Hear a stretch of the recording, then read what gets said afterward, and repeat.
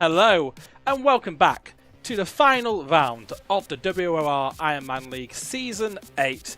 And we, of course, had the championship concluded last week in the pro category, but it's all still to play for second and third place, and of course the amateur standings as well. We'll go over that soon. But first of all, some introductions. I'm, of course, Gareth Allen, and tonight I'm joined again, and I'm delighted to say it, by F1 Scott. How are you doing? Hello, I'm so happy and thrilled to be here and back again to see some more crazy and chaotic action. I do love this format and I'm just very happy to be involved again. Yeah, well, we've already had a comment in chat saying, why only 5 rounds? It wasn't the original idea, but as David Vince in chat has said, it's because of the esports season potentially continuing soon. So a lot of our pro drivers, of course, have put their time elsewhere other than the Ironman League, which is absolutely fair enough. So we have decided just to cut it a little bit short, give them the time to get into that pro league and that esports league, and give us some time to do something else. So it will be the final round tonight, and I think we should quickly just go over the standings. Of course, Istvan Pukki winning last week in Imola, and it was Danny Bresny in second. That meant that Ferrari took a commendable lead in the championship, an insurmountable lead. They take their championship for the season 8, and I think it's Danny Bresny's 5th overall championship, 6th he's been involved with, of course, second on one occasion, and Istvan Pukki's 2nd championship for Ferrari. So that's very good for them. Benchis Abekonya and Tamas Gal for Haas have 75 points. And I'd say Thomas Ronham and Brandon Lee have 67 points, but neither of them are racing again tonight. And the same with Otis Lawrence and Lucas Blakely. Milan Meyer is here tonight for Mercedes. He will look to unroot Mercedes from the bottom of the pro standings with 53 points. He's also got a teammate. I believe David Vince is in this week. And it's the Amateur Teams Championship, which is really quite hotting up with Norbert Eisner in first position alongside Gabatakos for AlphaTauri, and that's 19 points in front of the Williams, and I think we could have a switch around in that championship today. I think this could all come to blows today. Yeah, definitely. Like 19 points between two drivers. Like if anything goes wrong, especially with the format, right? We're just starting the 100% race straight away. So like if anything goes wrong, first few laps, definitely just opens this wide open, and you could see Williams potentially taking that. We've seen, drivers like Zenegratsky have just been quite incredible all season, but obviously AlphaTauri and Norbert Eisner and Gabor Takik, have nailed it so far. Yep. Also Red Bull are in an outside chance of getting that amateur championship win. Of course, Salton was taking the classified challengers win, let's call it, back in round 1 in Belgium, but they haven't been at the races since, let's be honest. I think they got a podium in Singapore, and that's about it when it comes to anything good in the races. So it's a big gap to close. I think it's 43 points being the maximum available. They need DNFs from both AlphaTauri and Williams team before it even became possible, and then maximum points for both of them. Let's face it, that's probably rules them out. But we will quickly go over to the lineup, but of course show us who's reserving today, who's new, who's filling in, and it will of course show us the places that they will start. So again, it is Alpine up front, but it's not Tamas Alroots, it's Boris Chunga who will be taking the first position spot. So the Alpines have been at the front for every round since the first round, certainly. Aston Martin are going to be second, starting third and fourth. Of course, Saber Hegenes winning at round 2 in Singapore. And it will be the Red Bulls in 5th and 6th, Williams 7th and 8th, and 9th and 10th for the AlphaTauris, who currently lead that amateur standings.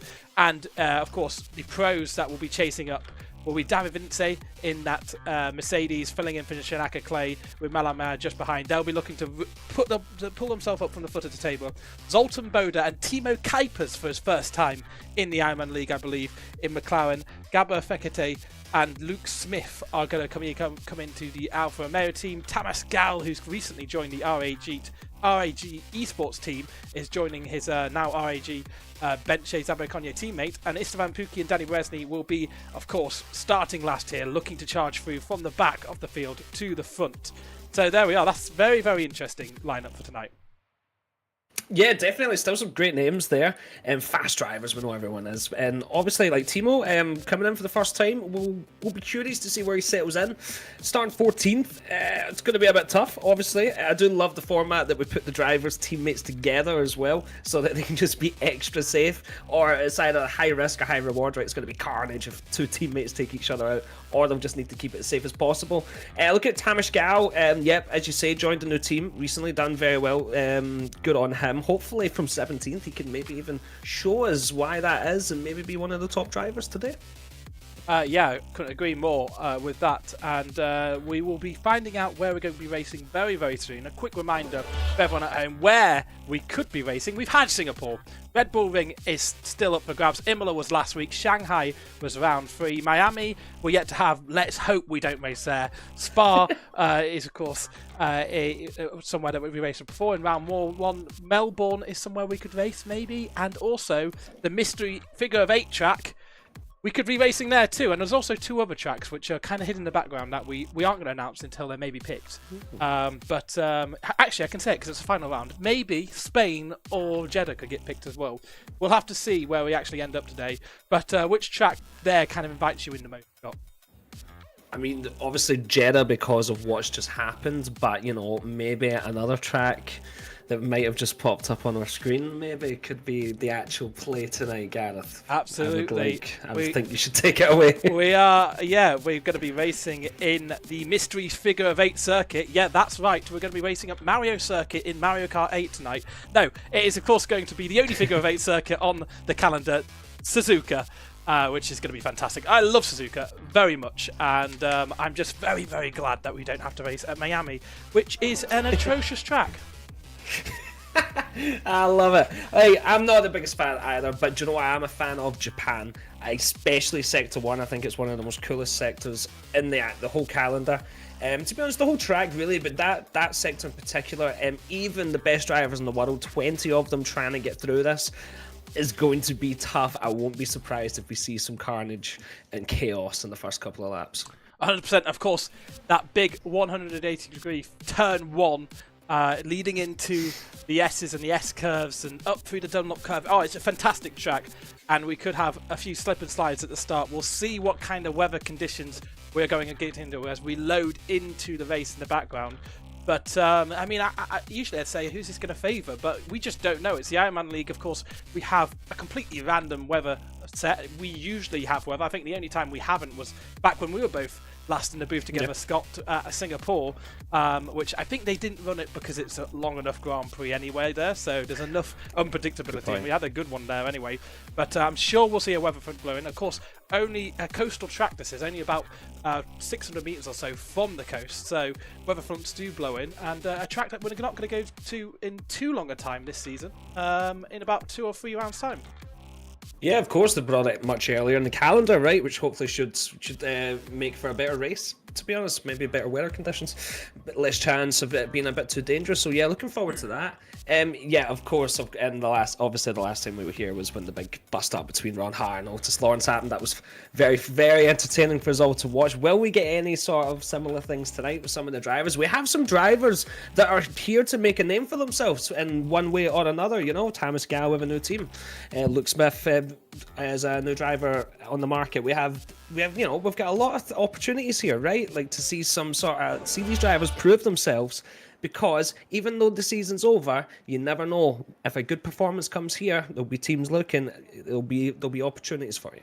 Yeah, of course, Luke Smith bookending in the Ironman League. He was 3rd, I believe, in the first round, and he's making his 2nd start of this season. Also, newly available after losing his seat in less than ideal circumstances. We'll say that, Scott. So he's someone who's really out there to make a bit of a name for himself. We can see out on track lovely blue sky conditions. We can presume that it's only going to be lovely for so long before a weather front blows in.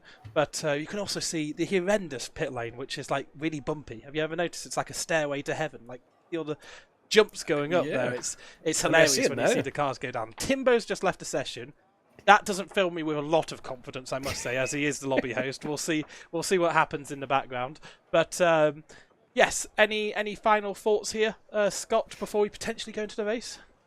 Yeah, final thoughts are I'm looking at the pros at the back, make sure they get out of this safely. I'm thinking that if you can get from the back in Japan straight into a race without the warm-up, if you can get up the top there, which we've seen names repeatedly been able to do that, then you're definitely a very, very talented driver. Even our amateur slash challenger, whatever we're going to call them, drivers who are maybe not at the pinnacle, but they're just below it. They're so fast. But yes, as we can see, sometimes there's just a little bit of difference. Maybe it's that 1/10 of a second. Maybe it's that 1.15 of a tenth when you're just off that esports pace. It doesn't sound like a lot, but actually getting that can be quite insane. And sometimes you can see just why these pros really are the pros. Yeah, I mean, that 1 or 2 tenths of pace, if you ask nearly every pro driver to do something obscene for that extra 2 tenths of pace, they'd do it time and time again. They would take that opportunity because it is a huge amount at these levels. You know, I could find 2 tenths, half a second maybe with just a little bit of practice, but they are racing right at the top. And these amateur drivers, these challengers, typically from the Hungarian side of this league, are right there. And we can see how good actually Hungary is as a kind of talent production system for the esports league. We have Benches Abekonyu, Tamas Gal, Danny Berezny, Istvan Puki, all big esports talents hailing from the country of Hungary. Yeah, exactly. Either they've got something in the water there, or they're obviously investing more into that type of sort of opportunities for kids growing up, which is amazing to see. But you're right, there seems to just be a pattern. And obviously a lot of our amateur drivers, I think a lot of them are obviously from Hungary as well. And just this pace that they've got, it's just quite incredible. They're sort of the minimum speed that they can get around these corners. Some of these pro drivers specifically, it just is quite insane. It just, honestly, I didn't realize it until I was in a lobby the other day watching a sort of top pro with sort of really, really good content creators, and it was just the way they sort of glide through the corners, it's impressive to see. Yeah, maybe something in the water, maybe something in the goulash. Who knows? I love a bit of Hungarian goulash. It's absolutely one of my favourite foods. Absolutely love it. So, yeah, Timbo's just rejoined, so I think we will be going ahead in this lobby, and it could be at any point, of course, no formation lap. We'll jump straight in when those lights on the gantry start to fill up. And here we are, actually on cue. We're going to have 3 lights and the revs are going to come up, and we're going to have the final round of the Ironman League start now, and it's going to be a good start from the Alpine of Chonga, but actually Vajra Gabba already into the second place. Tamas Alroots falling back and maybe under a bit of pressure from the other Aston Martin there. No, Alroots fights back and maintains second position. Further down the line, David Vince has got in front of Gabor Tiatic. Oh, and Timo Cooper's right in last place. Something's went wrong for his start as Zenigratsky is moving up into 4th as well. We have the 2 Alpines. This carnage! Everyone's off! That must have been like 5-star. Luke Smith's retired! It's not going to be the comeback race that he wanted. He is out! That was a huge incident there. Absolutely huge incident. We see the safety car out on track, something we haven't had for a number of rounds now. But that was one of the biggest incidents I've ever seen at this circuit, and it's wiped out one of our drivers. It certainly left some cars with damage. That's Benche Zabekonye, the man who's finished 3rd 3 times out of 4 with no wing. Also one of the Alfa Romeos, I believe that is Ice Bear, whoever that may be. And yeah, we have a lot of contacts. I would love to see what happened there, but unfortunately just happened out of shot at the back of the field.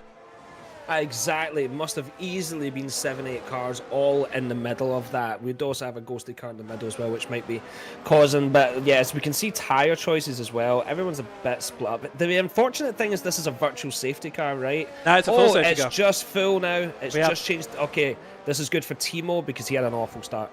Yeah, absolutely. It's good for basically anyone involved in that collision. It just allows them to reset and regather their thoughts. Of course, 100% races here.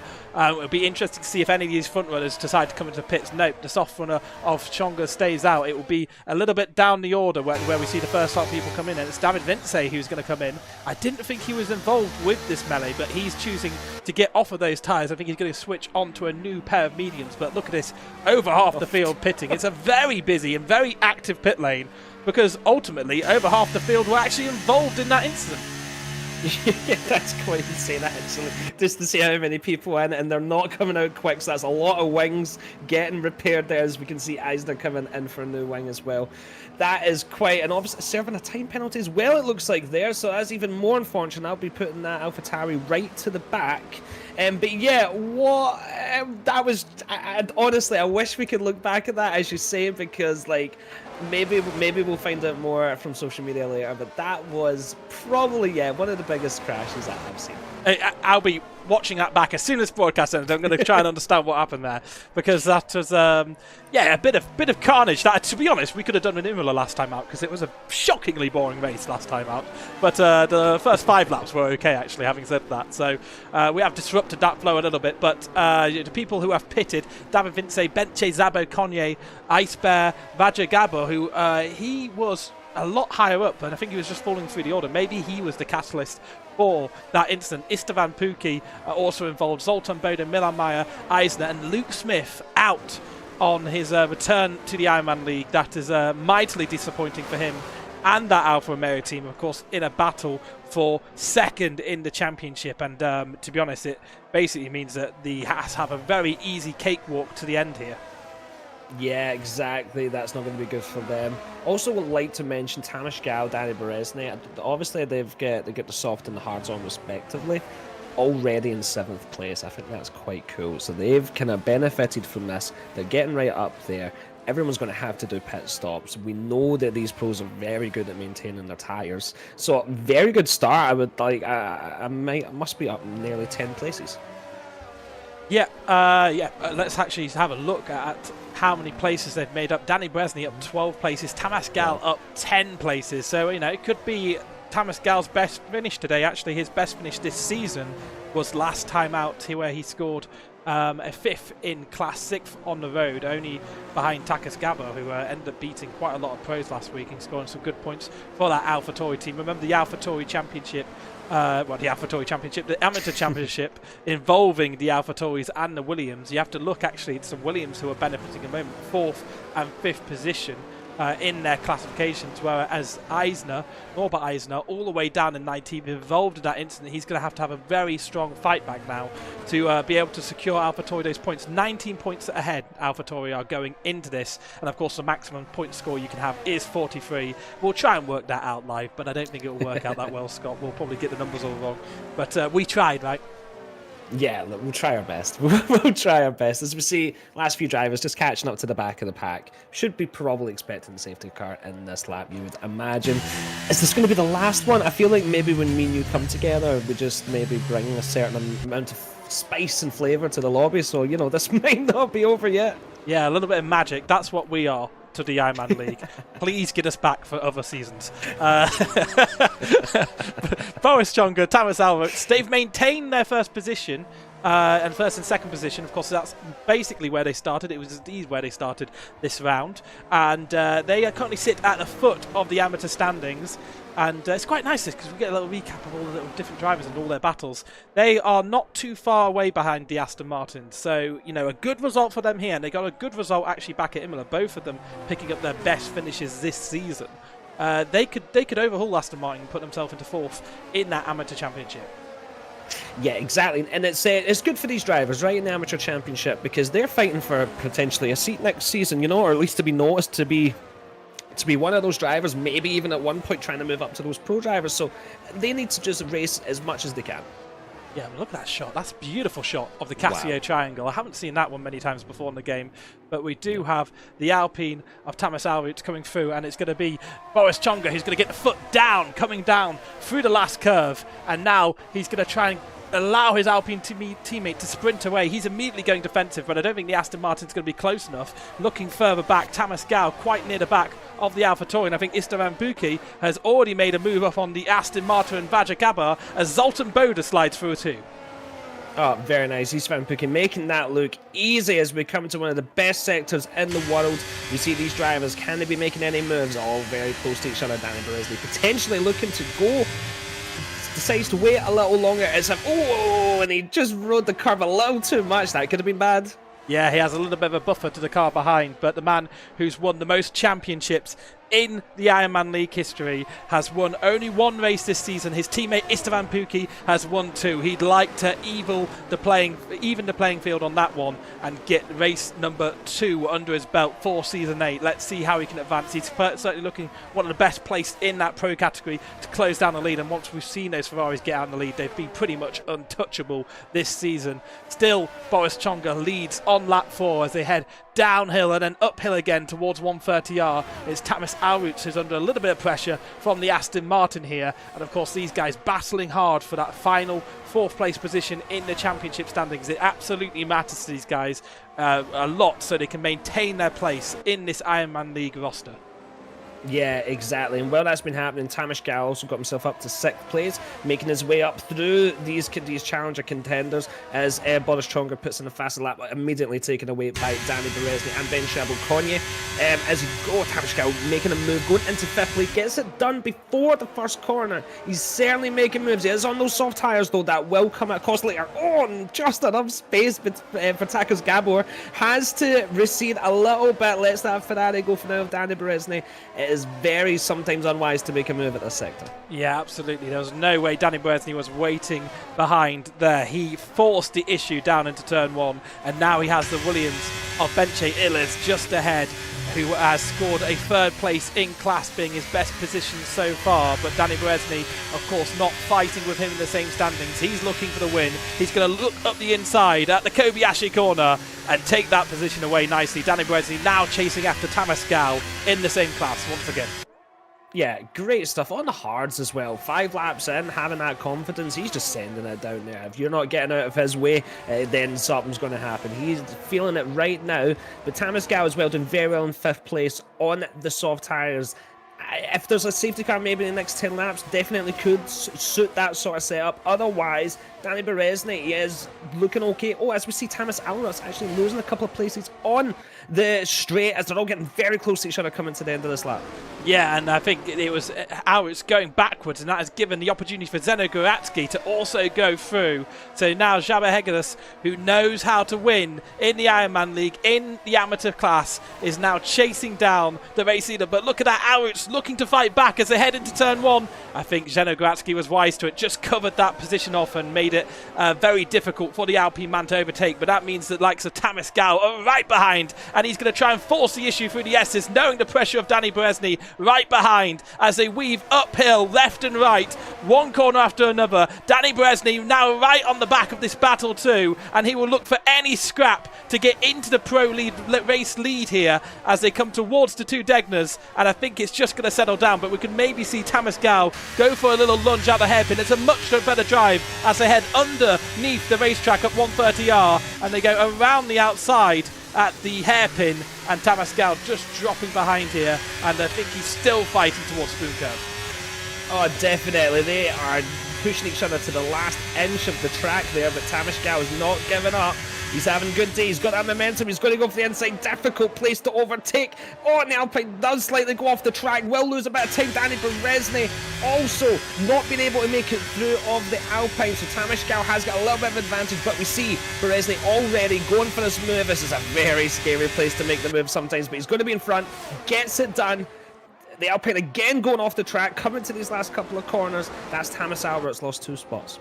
Yeah, so Alruts free falling through the field here as Tamas Gal makes another place up. We also have Takis Gabor and Benche Zabe-Conye fighting for 8th position, the man who won the amateur category last time out in Imola, as Timo Kuipers has retired from the session. That's a caution through the final sector, I believe. I don't know where he's gone and DNF'd in the pit lane, so he's retired from this one, maybe damage from that initial instant. But Benche Zabe-Conye has got that position up to 8th place, and the Haas is doing decently well here, looking to secure that second position in the standings.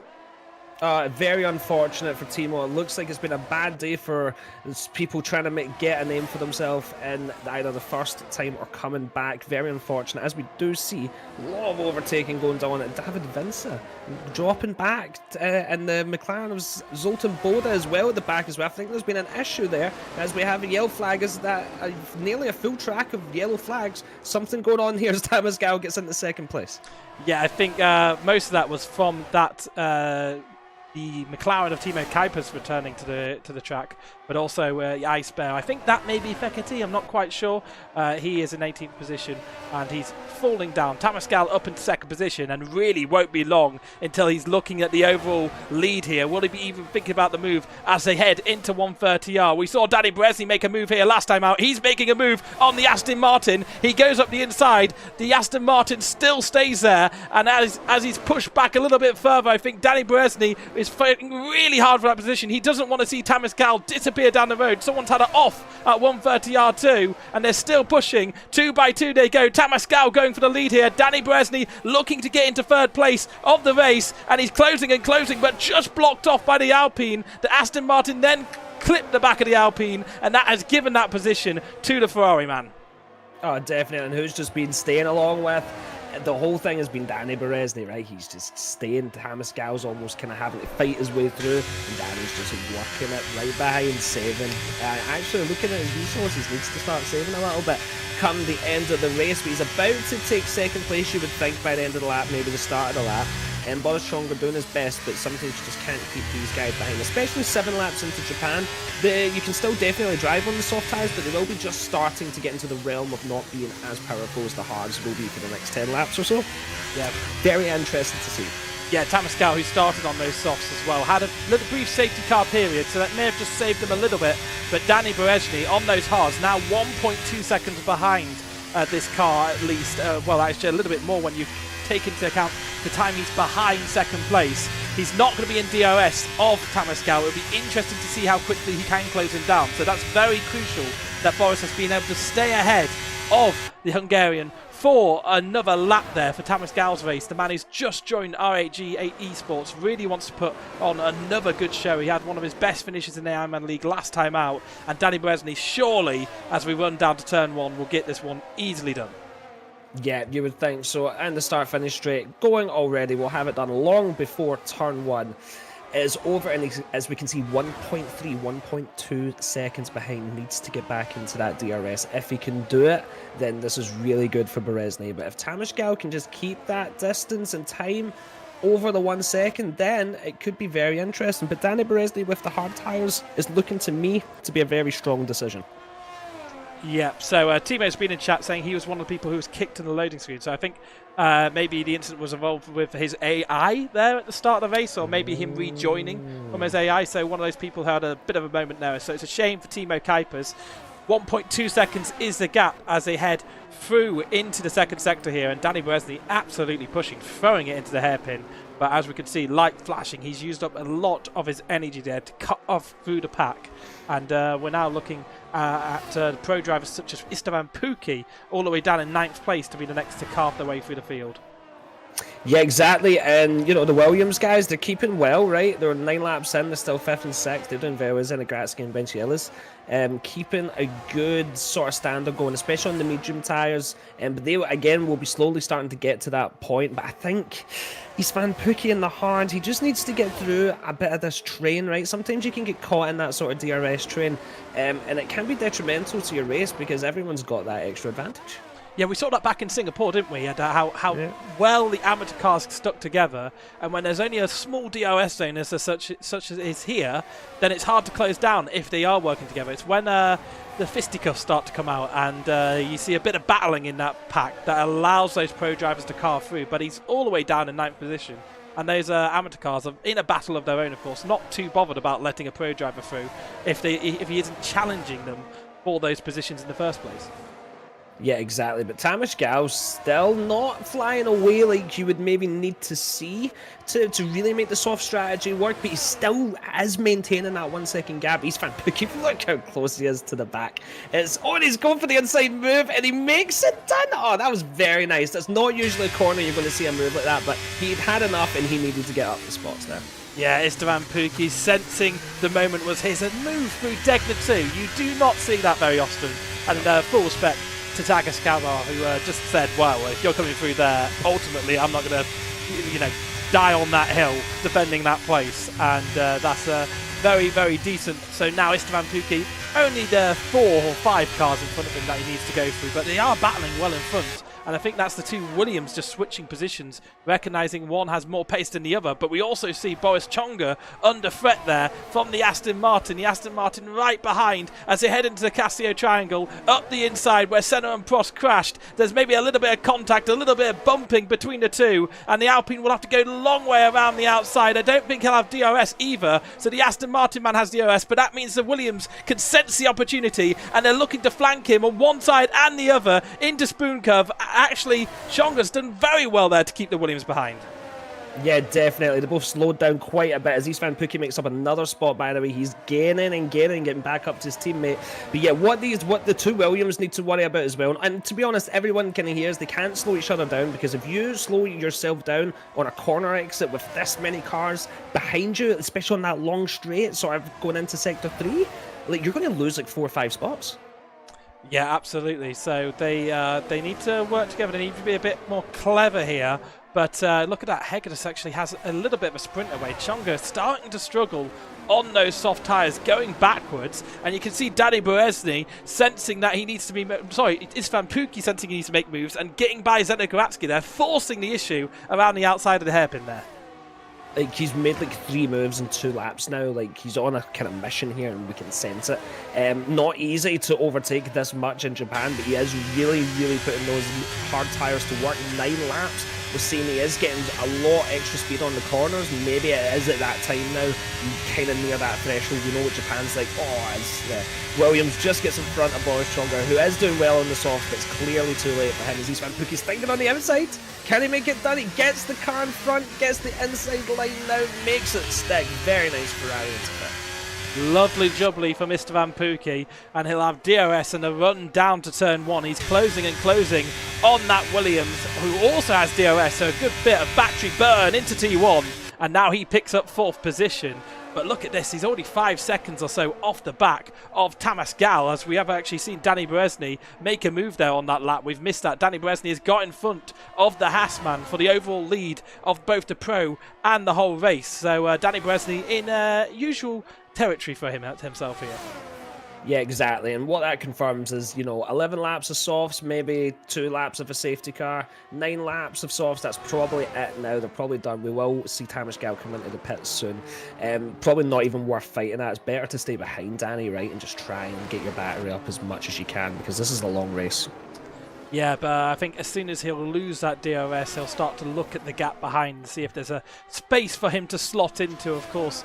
Very much far ahead of some of his rivals at the moment, and Tamas Gal never finished on the podium so far this season, so even if he loses a position to Istvan Pukki, he'll be maybe looking backwards at the likes of his teammate Benche Zaberkonye and Milan Mayer to snatch that away from him. So Benche Zaberkonye is someone who's well versed at finishing 3rd in the Ironman League. I think he's done it the most out of any driver ever. I'm just going to say that as a stat, even if it's not true. It feels like it, certainly.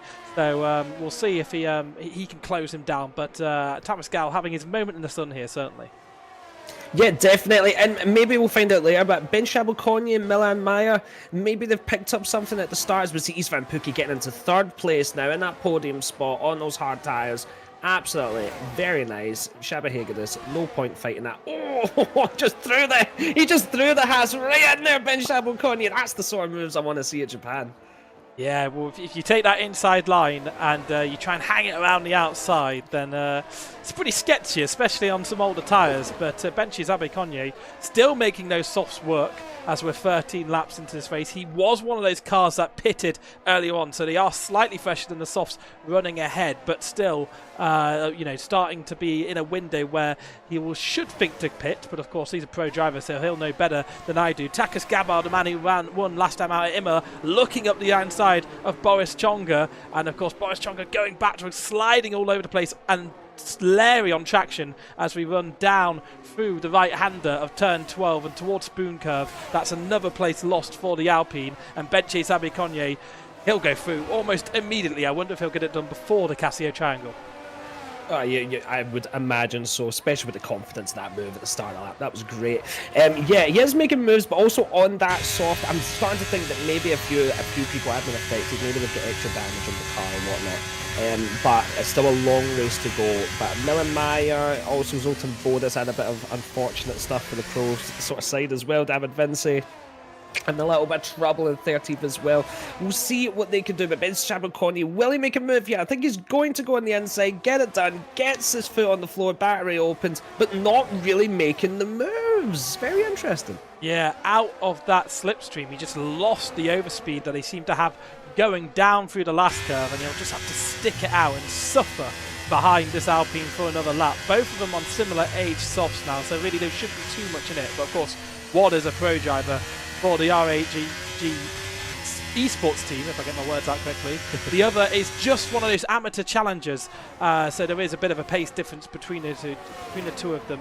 Boris Chonga would love to keep him behind for as long as possible, but a bit of a slide there from the AlphaTauri just ahead. There's the Alpine may have just been compromised by that a little bit, and up the inside of the hairpin, he froze it, but the Alpine comes charging back. A little bit of contact on the exit too. It'll be the inside line for the Haas, and they're going to do battle all the way up to Spoon Curve. I wonder if he's going to be able to try and send it around the outside. No, he recognises that wasn't going to work, so just lets him dip behind, but looking for that better exit as they head towards 130R. And the more the battle, the higher the chance the Alpine will lose the DRS.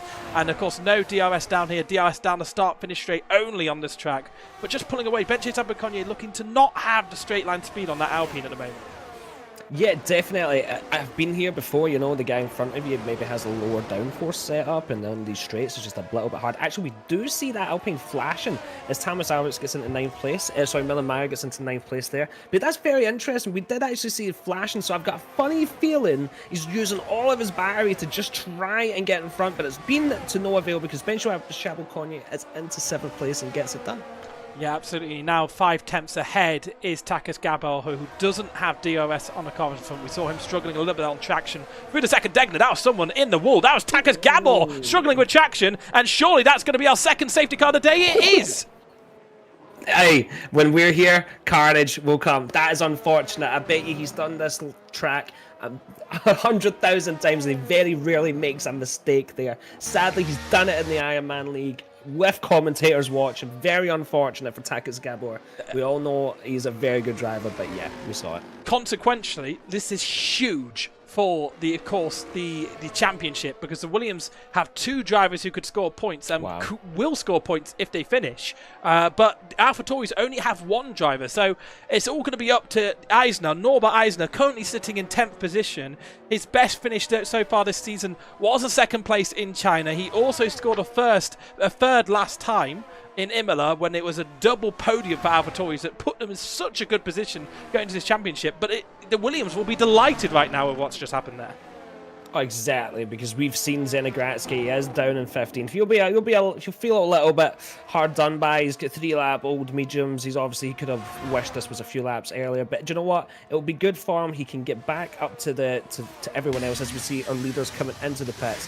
Very good for Tamas Gal as well. If we're talking about the pro battle, Tamas Gal kind of needed something like this. When you're at the end of your soft stint and you actually can do this, great opportunity for you. Yeah, Danny Bresny also choosing to get off those hards, and truthfully I expect almost the whole field, indeed it looks like the whole field is coming to the pits here. Ben Chabaconyi, what tyres will he go on to? His teammates gone on to mediums. It looks like another set of mediums there for the Haas team, so double mediums for the 2 Haas's. Danny Bresny in first. A lot of mediums actually being selected. The only person I've seen in the top 10 go on to softs is the Alpine and the Williams, so they're looking to get that soft stint out of the way, but hoping that maybe in 15 laps time another safety car comes out and it can clear them out there. But lap 16 here, we are still looking at a 2 or 3 stop strategy, but of course we could have some rain. We don't know of course what the weather pattern will be, and it often affects the races here. But could a little bit of rain be on the forecast? Maybe a medium length of time until the rain comes in? I mean, if you look at the sky and you could, take a guess, you would say yes, because it's looking very, very cloudy, and it looked a lot sunnier earlier. So if that's anything to go by, then yeah, we might see some rain, and that, as we know, really separates the really, really top drivers against the sort of upper top, maybe not right up there. As Gab, we've seen it in this championship. Remember, we've seen it with Brendan Lee, and he lost out on a race win because of it. Gab has picked up a 3-second penalty during a safety car. It's a very rough thing, but it makes us all feel better at home knowing that no matter how good you are at this game, you can still make mistakes like that. Oh, you should have seen it last week, like a Christmas tree. There were some people with like 30 seconds worth of penalties or something insane. Like, these are pros, these are amateurs, and Imola was not kind to them. Of course, a bit of Wayne coming in, and they, truthfully, they don't really get to practice. They know what tracks it could be, but we add a few more in as well, just to make it so it's not certain what tracks they could all practice. So towards the end of the season, it's not like, well, it's like we're going to be one of 3. They have no idea. They're going to come into it. We have no idea as well. Yep. We see what it is in the lobby, and that's when we know where we'll be racing. We found out we'll be at Suzuka very recently, and Imola last week, it was exactly the same. So they don't get that practice. They don't get to hone in those consistent lines, those keeping it, away from those penalties. And, it means that they do start to creep in. Chiacek, of course, in the Red Bull. I mean, there's one of the teams that had an outside chance of winning the championship here, but they could maybe even sniff second place here if AlphaTauris have another DNF. It's certainly on the cards. Yeah, exactly. And as we've seen already, anything can happen at Japan. It's one of the best tracks in the world. It's a fan favourite. It's a driver favourite. So what you find is sometimes people just get a little bit complacent. It's a fun track. You're just sort of pushing it. There's, especially the Sector 1, it's just very easy to lose the grip there. We've seen it now. Will we see it again? And I'm looking at drivers like the Williams, Benziellis on the soft tyres. Maybe he's sort of thinking maybe softs for a while, then finish on hards. Or he seems to be, him and Tanis Arutz and Timbo going for those softs right now. Are they going to be much faster than the mediums when the race starts? My guess is yes. Maybe they're looking, maybe they know something about the weather that we don't. Yeah, we'll have to see. If they're hoping, of course, that rear front to roll in a lot quicker than that medium tyre would suggest on the others. I take what did you have a safety car back in round 1? I think you did have a safety car, didn't you? Because there was a big pile of it around at Eau-Rouge Radion, wasn't there? Yes, yeah, it was actually Tamas Gal, if I remember correctly, got DNF'd immediately from the race in turn 1, and that did cause a safety car along with a lot of other carnage. I think, or maybe Shanika Clay as well. DNF'd as well. I don't think we had any at Singapore. Form. We didn't have any at Singapore. We didn't have any at China. No. We didn't have any at Imola. And now, they're like London buses. 2 come at once straight away. And Lewis McGlade will be furious because he was offering 10 crispy euros to anyone who would cause a safety car last week. No one, of course, took him up on his offer. We've had 2 straight away here, and I think this safety car is going to come in this lap. Who do you think is going to do well here in this stint? I think Tamas Gal, now that he's on the same tyres as Danny Berezny, I think we're going to start to see a little bit of who is actually the faster driver here, right? We've now levelled the playing field. Tamas Gal got away early, but he was on the soft tyres. Danny Berezny was on the hards. Now it's 2 mediums. Very curious to see. I think we're really get a good race. Yeah, that Aston Martin almost caught out very heavily by the deceleration there, straight into the back of the Ferrari, just about avoiding it. Now, Istvan Pukki does have that benefit of being that third man and knowing exactly where Danny Berezny's going to light it up. I think he's gone for it on the entry to the Casio Triangle, which is actually Tamas Gal has masterfully read. So he's going to be able to maintain that second position. Istvan Pukki's not going to be making any moves here. Benche Zabe-Conye looks very close to the back of the Alpine man of Boris Jonga. Closing and closing he is, but he's just going to be a little bit too short of a pass there as they head into turn 1. Zoltan Boda also looking right on the back of Timbo in that Red Bull, but again, no moves made, and no moves made through this restart as we go green again once on lap 18. Yeah, exactly. Everyone just playing it a little bit safe, which is good to see for the drivers, not for us. We want to see closeness, but they're doing well. As we're coming into Sector 2 now, Tamas Gal read that very well. Danny was at a weird time there that would have caught a lot of drivers out. By the way, some of these restart camera angles have been beautiful. That one as well was a lovely shot. As we see Benchu Shabakonye getting into 6th place in that Haas. Boris Chonga losing another spot, sadly, but still doing very well. Yeah, Benche Zabe-Conye looking to try and get back into that podium mix. 4th place on the road. The Haas looking very, very good to secure the second place in that pro standings. Danny Berezny currently leads this one, as well as a Ferrari, of course, winning that championship last week with a commanding victory and a 1-2 for both Ferrari drivers. It was Esteban Pukki who took the honours on that occasion. Danny Berezny would love to repeat his round 1 win, as Thomas Gal looking to the outside there, trying to be drawn in, but if he goes for a silly overtake move and it doesn't come off, Esteban Pukki is going to be right behind and looking to capitalise on any kind of movement there. These two, of course, on similar age tyres, but Danny Berezny won't let Thomas Gal escape there. He won't just go and run his own race. We've seen him be masterful with the tactics, and he'll slow down Thomas Gal as much as possible to allow Esteban Pukki to go past. Then they'll tandem off and try and charge into the distance and have a commandable lead. The likes of Benche Zabikonye can't catch up. Yeah, I would not want to be in the middle of this Ferrari sandwich, because he's just going to slow you down. The Aston Martin's going to catch up. We also have Benzielli's putting in the fastest lap in those softs, so even though he's one of the challenger amateur drivers, he's still been able to put that fastest time in. I think it was nearly a second as well. So what can he do? Can he challenge Hagedis and possibly Sven Pukki as well? I don't know, but as we see Zoltan Boda down the bottom, it's just not his day so far. He is only lap 19 of 53, so we've got a long way to go, but you would like to start seeing some moves round about now. You would like to talk about some things about him. He's sadly just not really getting there, but he was carnage in that first crash. Maybe he's picked up some sort of floor damage or anything like that. Yeah, of course, the Twitch streamer who raced in the 2022 F1 Esports PC Challenger Series right on the back of Timbo here. I'm wondering if Timbo has a little bit of damage, because he's really struggling despite him being on those softer tyres. Of course, we are looking at a pro driver versus an amateur driver, so that could explain it a little bit, but you wouldn't expect Zoltan Boda to be that much of a pace differential, certainly in these dry conditions. We've seen him be very good in wet conditions, but we do have DRS enabled that lap, and I wonder if that's going to give the likes of Thomas Gal a chance to attack. Certainly, Milan Mayer is making a position on the Alpine as the pro driver makes himself 5th in class, and the Alpine's trying to fight back, looking for any way to get back in, and there's a way back in. Milan Mayer was off the track. No, he wasn't. A little bit of a moment from the gain there, and he's into 7th position. Yeah, it's a fine line between just keeping the car and going straight into the wall, and Milan Mayer got very close to that there. Yeah, the two Alpines, they're swapped about. They know that's best. Thomas is on the soft tyres. That's good for him. Thomas Gal staying with Danny Berezny.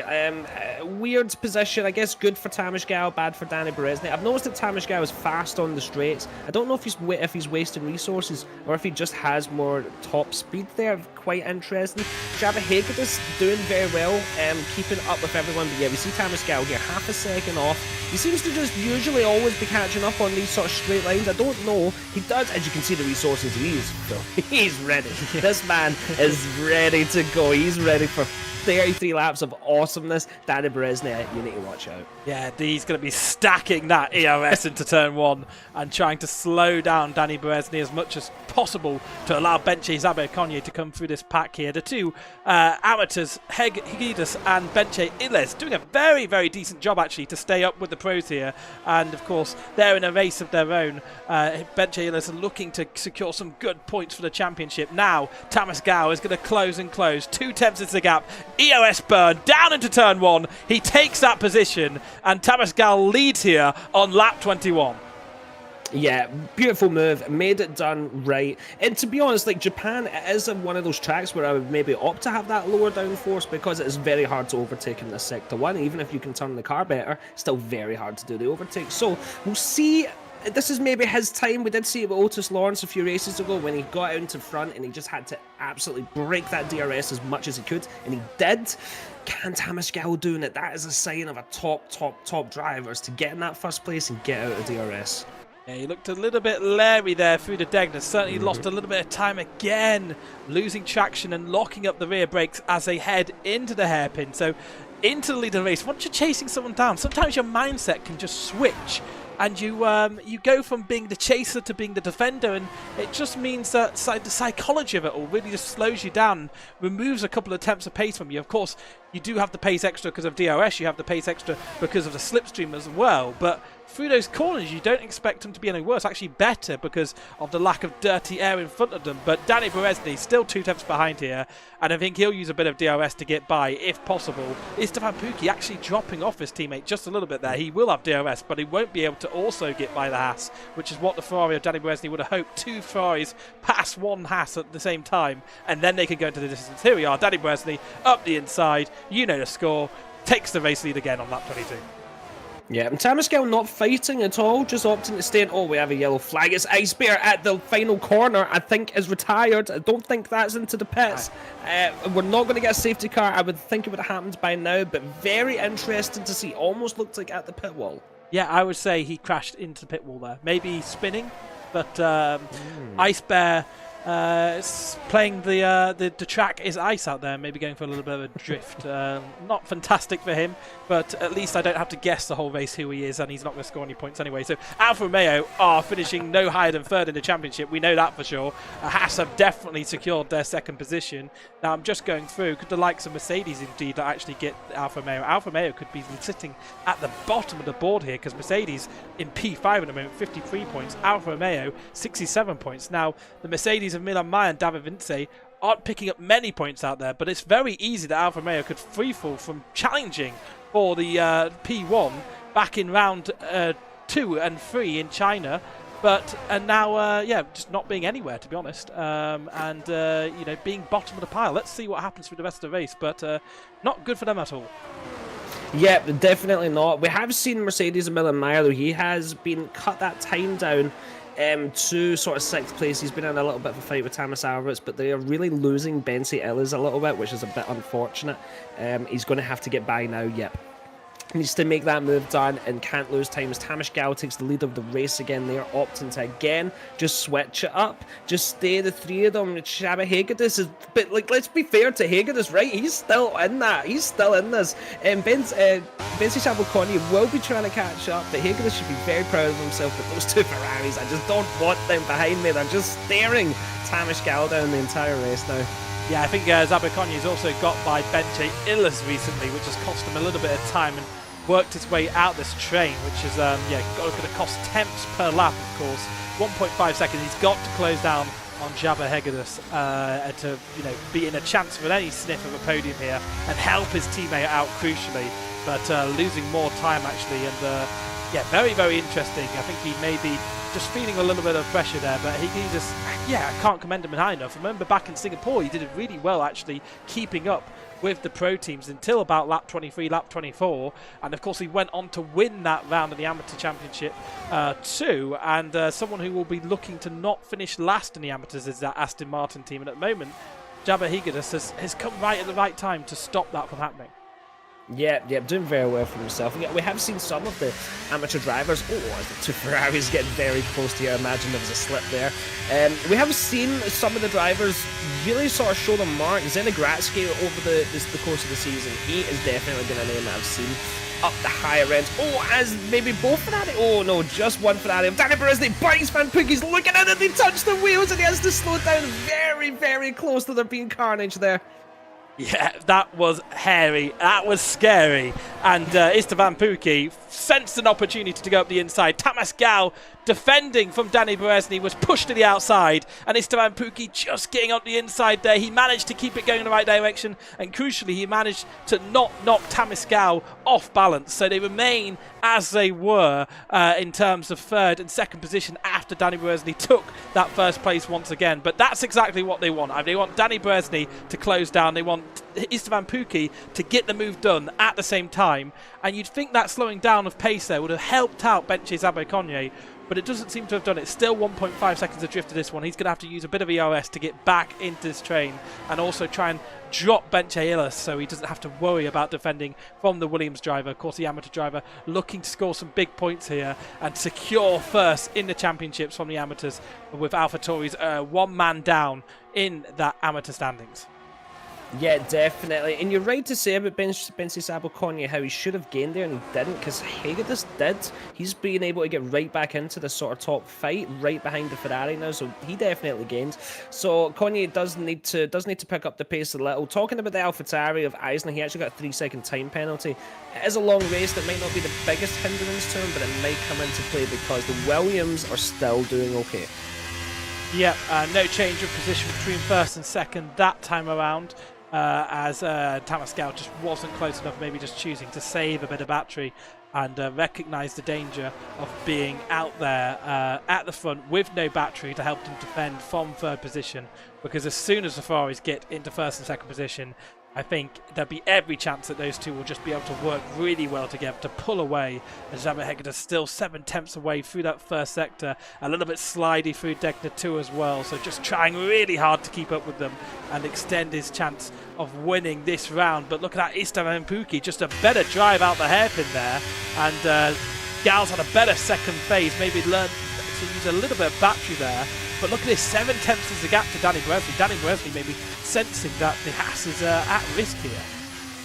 Yeah, definitely. But this is the benefit to doing what Tamascal done and having that full tank of battery, is that if you do make a slight mistake, you can just get your foot there, get your hand down on that battery and get done. And we already see him trying to get back to that sort of half a second. Istvan Puk not really been able to make him any sort of moves there. Hager has fallen back slightly, but Bensi Sabukonya is still not catching up as well. But Zoltan Boda working his way up. Do you know who I'm a little bit surprised that Boris Chonga now in 14th. We've seen him nearly up the top, and he's just had a psychologically damning race of just being all the way down now in 14th. Oh, going to the outside there. I think this is all tactics from Danny Bresley. Look at that. He closed and closed down, and he tried to just block the Haas, as Istvan Pukki knew instinctively he needed to go around the outside if he was going to make that move. Luckily, the Haas of Tamas Gal defended that position and caught Istvan Pukki off board. But I think that was just Danny Bresley slowing his pace at the top on the end of the straightaway there to cause Tamas Gal a little bit of a fight going into the corner and give Istvan Pukki a run on him. So this is some very interesting tactics. They're certainly trying to break the morale of this Haas driver, but so far he's having none of it, putting on a really brave battle with these two front runners in the championship. Yep, as it goes a little bit worse for Chonga with that 3-second time penalty. But Hagen is just getting back into that DRS. He's fallen off a little as well. And Bensi Sabukonya is just not making any sort of dent into getting into this top split. He has no DRS, and that's what's going to be costing him.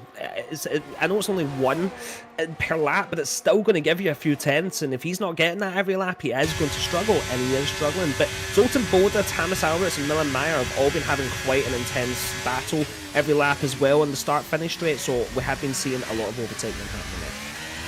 Yep, so Danny Bresley now, what will he do on this lap? Will he have any kind of tactics to be at display? Look at that, Istvan Pukki looking to close and close on the Haas, man. The Haas will go to the inside and cover off the Ferrari. He'll look to the outside, and now the Haas will be slightly offline. Will he get a better run out of the first corner and towards the S-curves? No, the Haas just clings in there once more, but Istvan Pukki is looking really feisty here to get his third race win, trying to get into second and break that spell that the Haas has on the rear wing of the Danny Bresley's Ferrari. So the Haas doing super well just to put his car in good positions to defend from Istvan Pukki here, but I feel like the move is going to come very soon. They'll either have the move done or they'll end up in tears, because they are going for some very tetchy moves into turn one.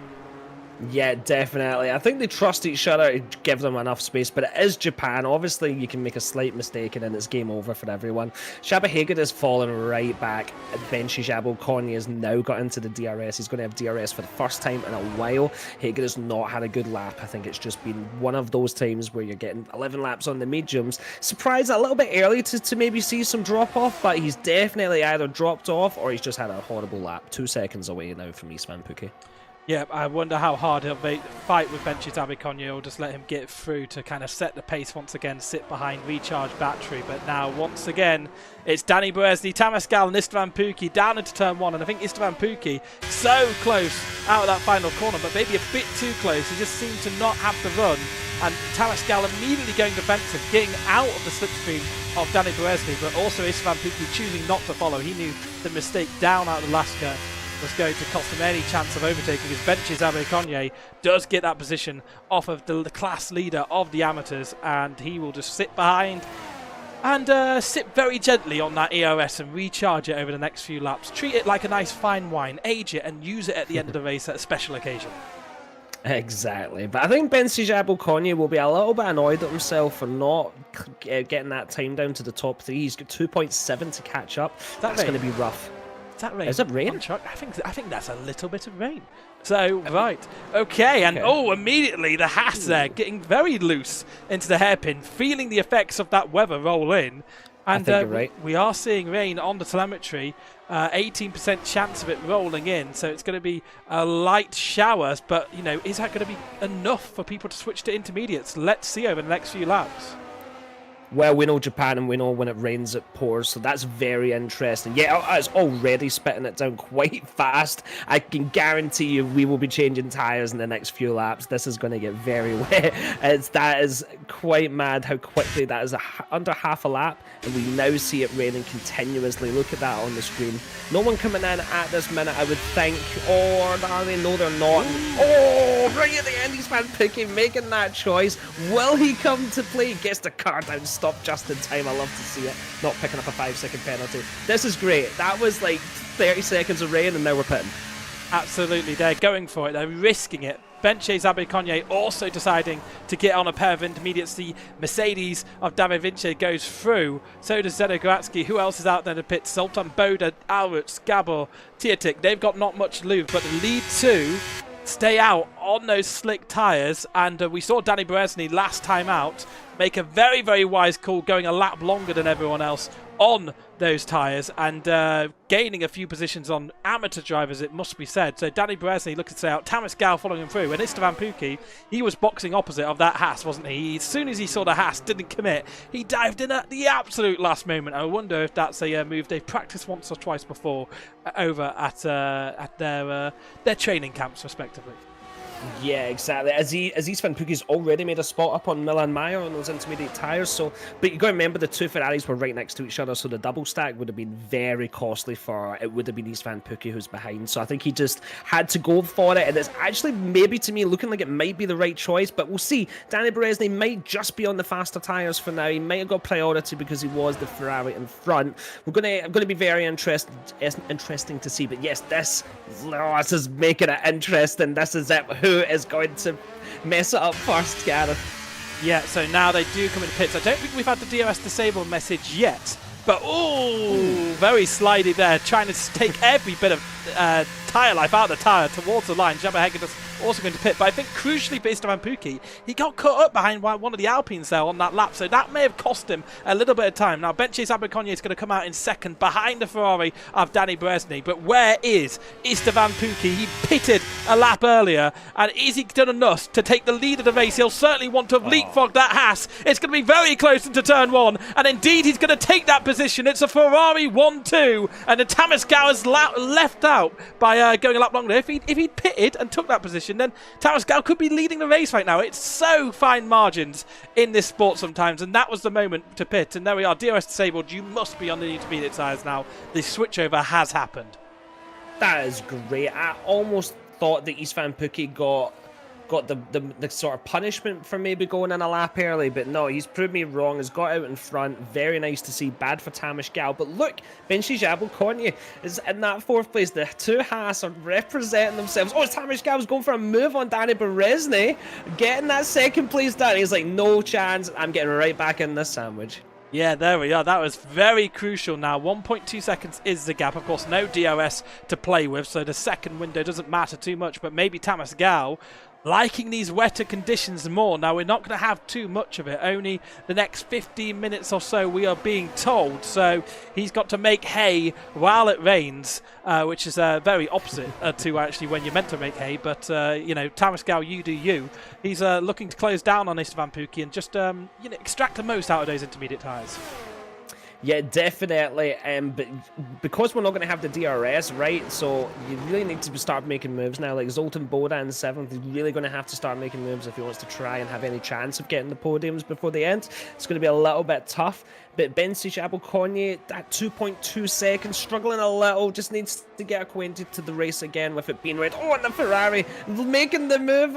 Oh, keeps it stick. That was a bit respectful. To be honest, Tamashgal maybe didn't even need to give that much room, but I guess not want to take any chances, and it's going to be third for now.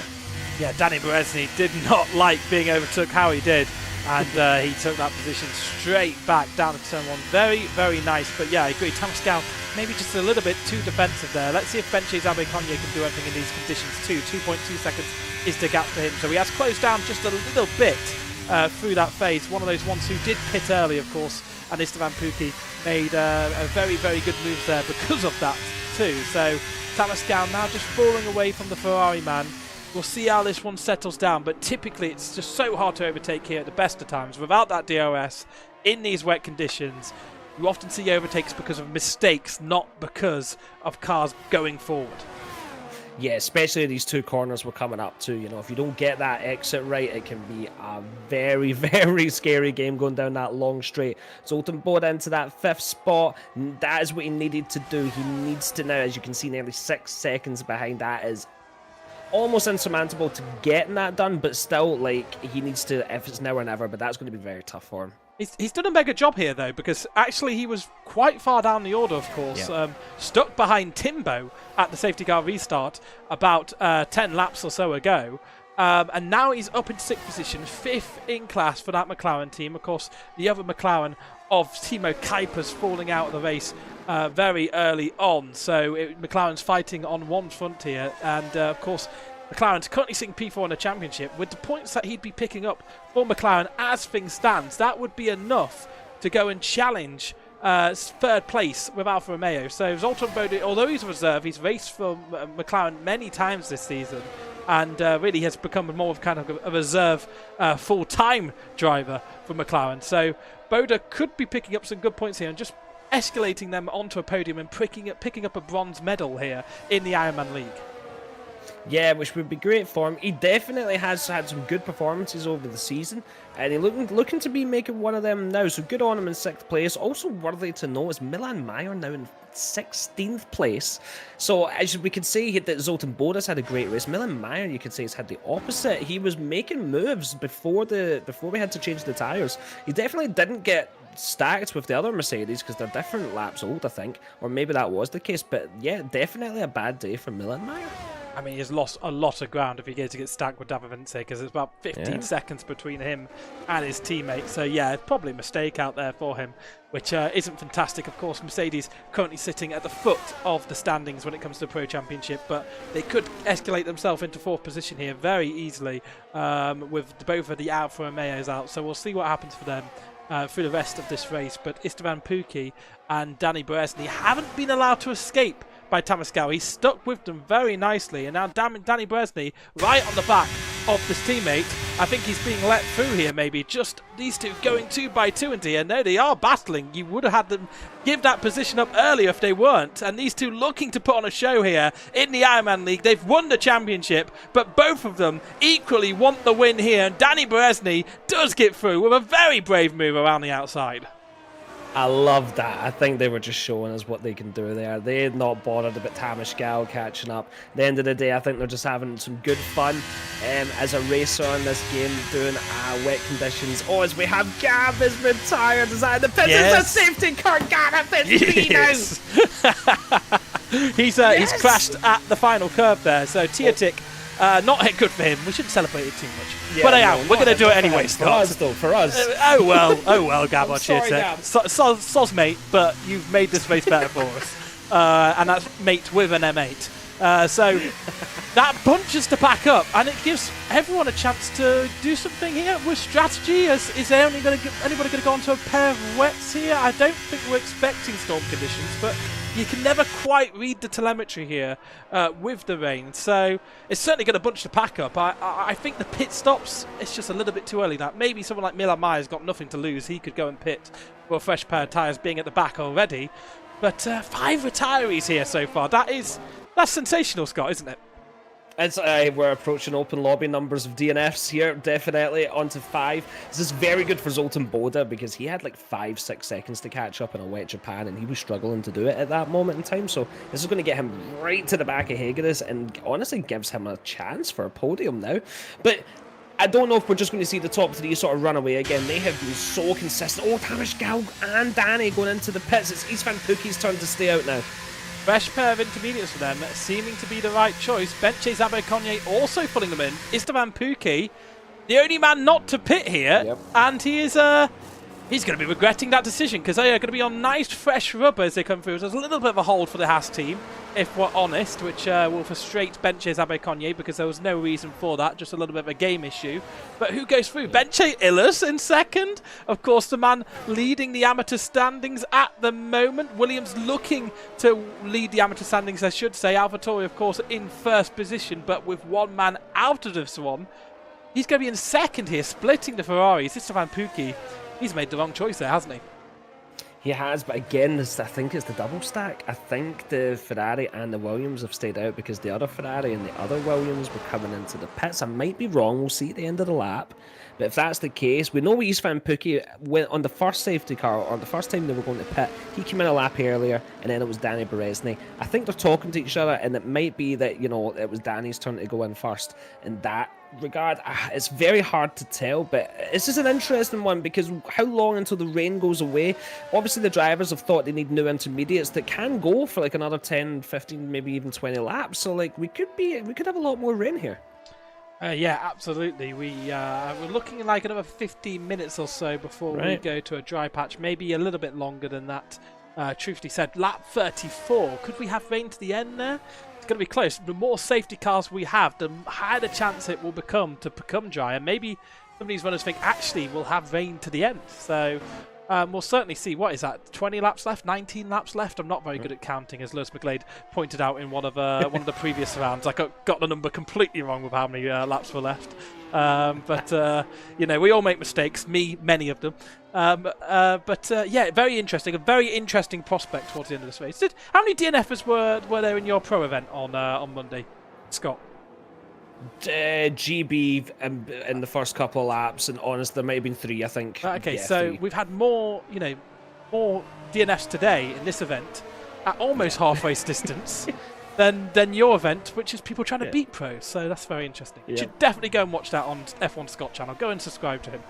Fantastic content now on Monday. When's that coming back next, Scott? As we all know, especially with this league, organised with the esports guys with their busy calendars, where I can't confirm right now, but hopefully next month, before April, I would imagine. Also, if you're an esports pro driver, go and race in it. Get in contact with Scott. Yes. It's, yes, please. Let's just shoehorn that one in, Scott. Hey, yeah, right. Okay, so 18 laps left here. Istvan Pukki leading 6-lap old intermediates. He does have the benefit of the Williams between him and his teammate Danny Berezny. So we'll hope that Benche Illis can keep Berezny behind for a couple of laps, build a little bit of gap, and then the absolute best of those intermediates will have gone at that point. But it's going to be very hard for Pukki to be able to maintain this one, isn't he? Yeah, it is. Like, it's a very strange decision.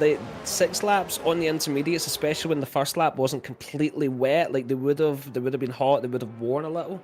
This is quite an interesting decision. They need the rain to kind of stop ASAP. But if you're saying it's 15 minutes, that could be another 12 laps. That could be another 10 laps. If my math's right, maybe my math is wrong.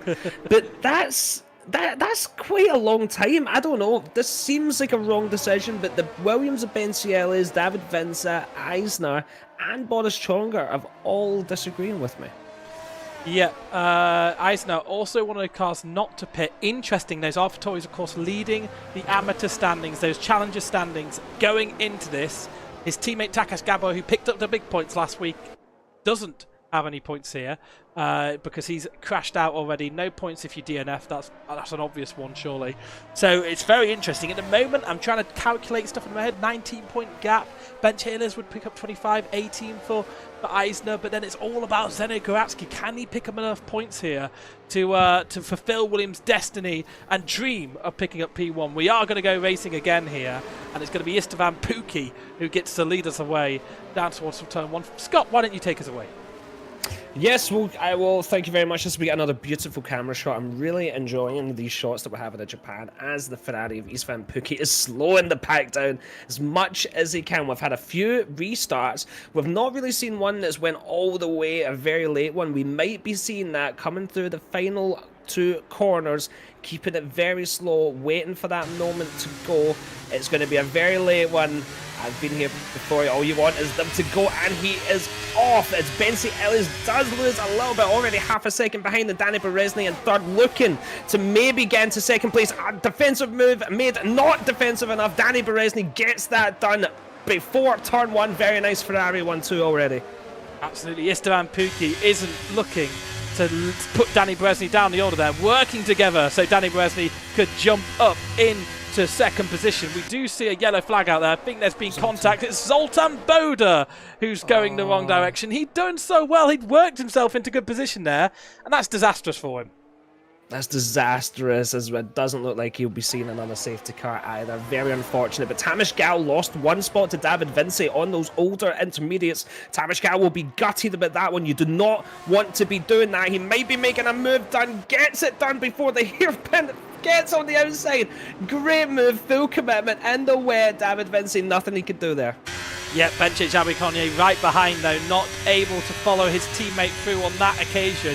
But he's going to be looking to get through as soon as possible. Tamas Gal is, actually, Benčić Aberconje straight away up the inside of Spoon Curve. Makes it hard for David Vinci to maintain that position, and he's going to fall down the order. Norbert Eisner's right behind. He also has a bit of a time penalty to his name. I think it's just 2 drivers with 3 seconds penalties out there at the moment. Tamas Alrut gets past his teammates as well for good measure. Danny Berezny right on the back of Istvan Pukki. He's going to have to go around the outside at the Casio Triangle if he's going to make that move there. Now, if the Ferraris battle too hard here, it will allow the likes of the Hasses to get back into this one. And look at that. Tamas Gal fighting with the Williams very hard, slowing him down a little bit, and that allows Benčić Aberconje to springboard out of the final corner. It's 3 wide as they head down the start-finish straight, and the 2 Hasses just pass on either side of that Williams, and the Williams falls down to 5th position, of course still leading that amateur standings. 1.5 seconds is the gap between them and the Ferraris. How quickly can they close down those Ferraris? Can they close them down?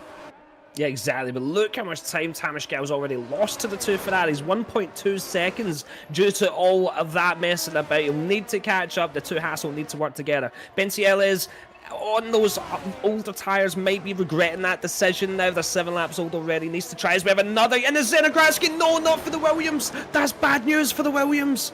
They are, that's it. That surely concludes that AlphaTauri are going to be taking this championship for the amateur standings. Zdeno Gratsky was the difference maker in that fight, but now the gap just seems insurmountable. Benche Illis would need to win that amateur standings, and Norbert Eisner would need to go out of this race for Williams to be able to get P1 in that championship. So it's all still to play for, but how much, I'm not sure. That has allowed the likes of Istvan Pukki another chance to maybe pit for these intermediates. But I think if he does now, he'll be losing a whole heap of positions. So I don't think that'll be happening. But gutting there for Zdeno Gratsky as we have a 6th retirement in this race. And a 4th safety car, is it? We've had a lot today. Yep, you're right. 4 safety cars. If my calculations are correct, we'll only get another 2 as Danny Berezny and Tamas Gal doing their thing, overtaking. That is so gutting for Zenogradski. He's been so consistent for most of the season, and the one race that we really needed to see him get the points up there, it's just not went well for him. Unfortunate. But do you know who this is really good for? Zoltan Boda, who, if you remember a lap before, or a few turns before, because we've had a lot of safety cars now, he had spun out turn 1, turn 2 area, and now we'll be able to catch right back up as we see Istvan Pukki onto the softs. The rain must be stopping. It doesn't look like it on our screen, but we have soft tyres now. This is great. Yeah, this is a very, very strange call. Of course, they're expecting it to be dry enough by the time this safety car ends. We're still seeing the rain coming down. My telemetry still says we have 5 minutes of rain left. Wow. Now, this is interesting. We see a lot of drivers, Benčić Aberconje, Tamas Gal, all go for it. Is anyone going to risk it out there on a pair of intimates? Tamas Alrut says. Timbo is. Boris Chonga is. Timbo, the man who runs the league, maybe he knows something that the others don't. But this is a calculated risk. They are thinking, right, I can manage these slick tyres in these conditions at the pace we go behind the safety car.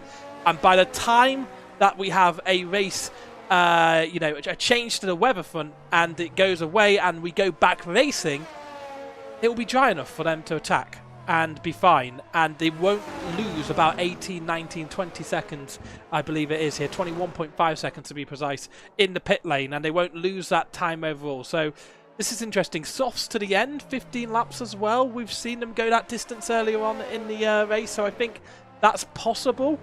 This is very interesting now. I'm sort of hoping it carries on raining very hard, right?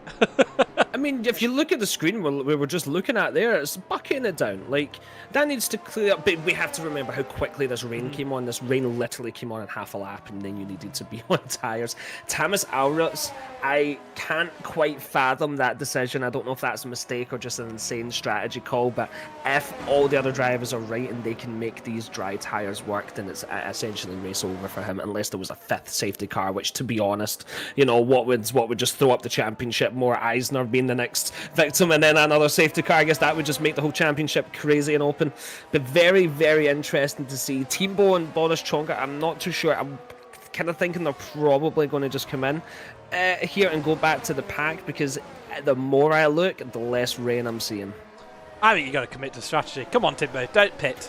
Commit to the strategy. Do something wild here. But it's very much an F1 game strategy. You wouldn't see this in real life because, of course, the cars aren't going fast enough. Oh, Timbo, don't break my heart. So is Boris Chonga. Oh, you'd committed to it. Have a bit of fun with it. Do it. I don't know. Okay, right. Istvan Pukki leads again. He's been let off massively there because of this safety car, because, of course, he was in a very precarious position. But Danny Berezni, of course, has lost a bit of time to Istvan Pukki because of that double stack. Another person who lost a bit of time was Benchi Zabu Konye because of a double stack too. So, I'm gutted that Timbo has not put it down. I know he's obviously a race engineer for RHG. He knows better. He knows the game better. But I would really appreciate an amateur winning. It could have been possible. Imagine an amateur winning this race. That would have been amazing to see overall. Well, I imagine it will happen at some point. These are the types of formats that are really amazing for these up-and-coming pro sort of wannabe drivers to make their mark, and yeah, I definitely think we'll see that in the future. But not if we're seeing strategy calls like Thomas Alrutz, which is very unfortunate. He indeed made a mistake going on to the intermediates, came into the pit again, I believe, to put on dry tyres, and is now below his teammate Boris Chonga, who obviously stayed out a lap longer to get onto the softs. So, had to do 2 pit stops, now 13th place. Yeah, those two Alpines sitting at the bottom of the field. Of course, they were in a little bit of a fight with the Aston Martins, but both of the Aston Martins being ahead of them means that they won't be finishing any lower than they won't be gaining any places, certainly in the championship. They're currently 5th. They've been bottom since round 1. They put on a good show last time in Imola, but they need something spectacular to happen to kind of overthrow that gap. As well, the Red Bull now, I think they're almost cemented to be in 3rd place in this championship because of that retirement a few laps ago to Gabor Cietic. And Zdeno Garatsky, that's a little bit gutting, really, because now we are waiting for one of these next cars to really retire from the race or spin to the back to have a change in that championship. And we, of course, love to have championships live to the final end of the race, to the final race of the season, as Zoltan Bode is going to just hang off the back here and let it go around for another lap. With safety car in this lap message, nope. He rejoins and we will have another lap, so we'll get to chat a little bit more, Scott. Don't you just love the chat? Oh, I do. I love it more than you know. And very interesting, right? He did sort of stay back there. He wanted an extra lap. That'll probably be good for his tyre strap, but I wonder who it's bad for. But yeah, no, going back to Zdeno Garatsky, out of the races I've commentated in this season, he has been my sort of amateur driver to talk about. He's always been up there. He's always been making good performances. He's staying in that sort of 8th, 9th place. That usually when you have the 7 or 8 sort of pro drivers in front, that's like essentially 1st place. He's been there quite a lot, done very well for himself. Gutted to see, but you know, it's Japan, it's tight racing. Someone has to be the victim, someone has to be the winner, and sometimes you just don't know how it's going to go. But Zoltan Boda getting another set of new tires on, so I feel like he has just played the field a little, gets those new soft tires on, waited at the back, made sure that the safety car had one more lap, and yeah, let's see what moves he can make. He's the one I'm watching at this restart. I think importantly for him, it'll be less how much better his tyres are at the start, but more how long his tyres can go for at the end in those final laps to pick up as many points as he can for McLaren. McLaren's, of course, in P4. Need a few more points from here to be able to pick off the Alfa Romeos in P3. I think at the moment it would be as it stands in the driver standings, if my quick calculations are correct, and let's face it, they are probably not. So we do know that Esteban Pukki and Danny Bresny have wrapped up the championship already. Who do you think is going to get the race win here, if this is our final safety car, Scott? If it is, honestly, I'm rooting for Tamas Gal. I feel like Istvan Pukki and Danny Berezny are definitely strong contenders to say that they're going to win the race. But, you know, we've seen them up there. I'm kind of rooting for Tamas Gal. This is a good opportunity for him. I think he can show his masterclass, especially signing to a new team as well, as we have the safety car in this lap. Signing to a new team.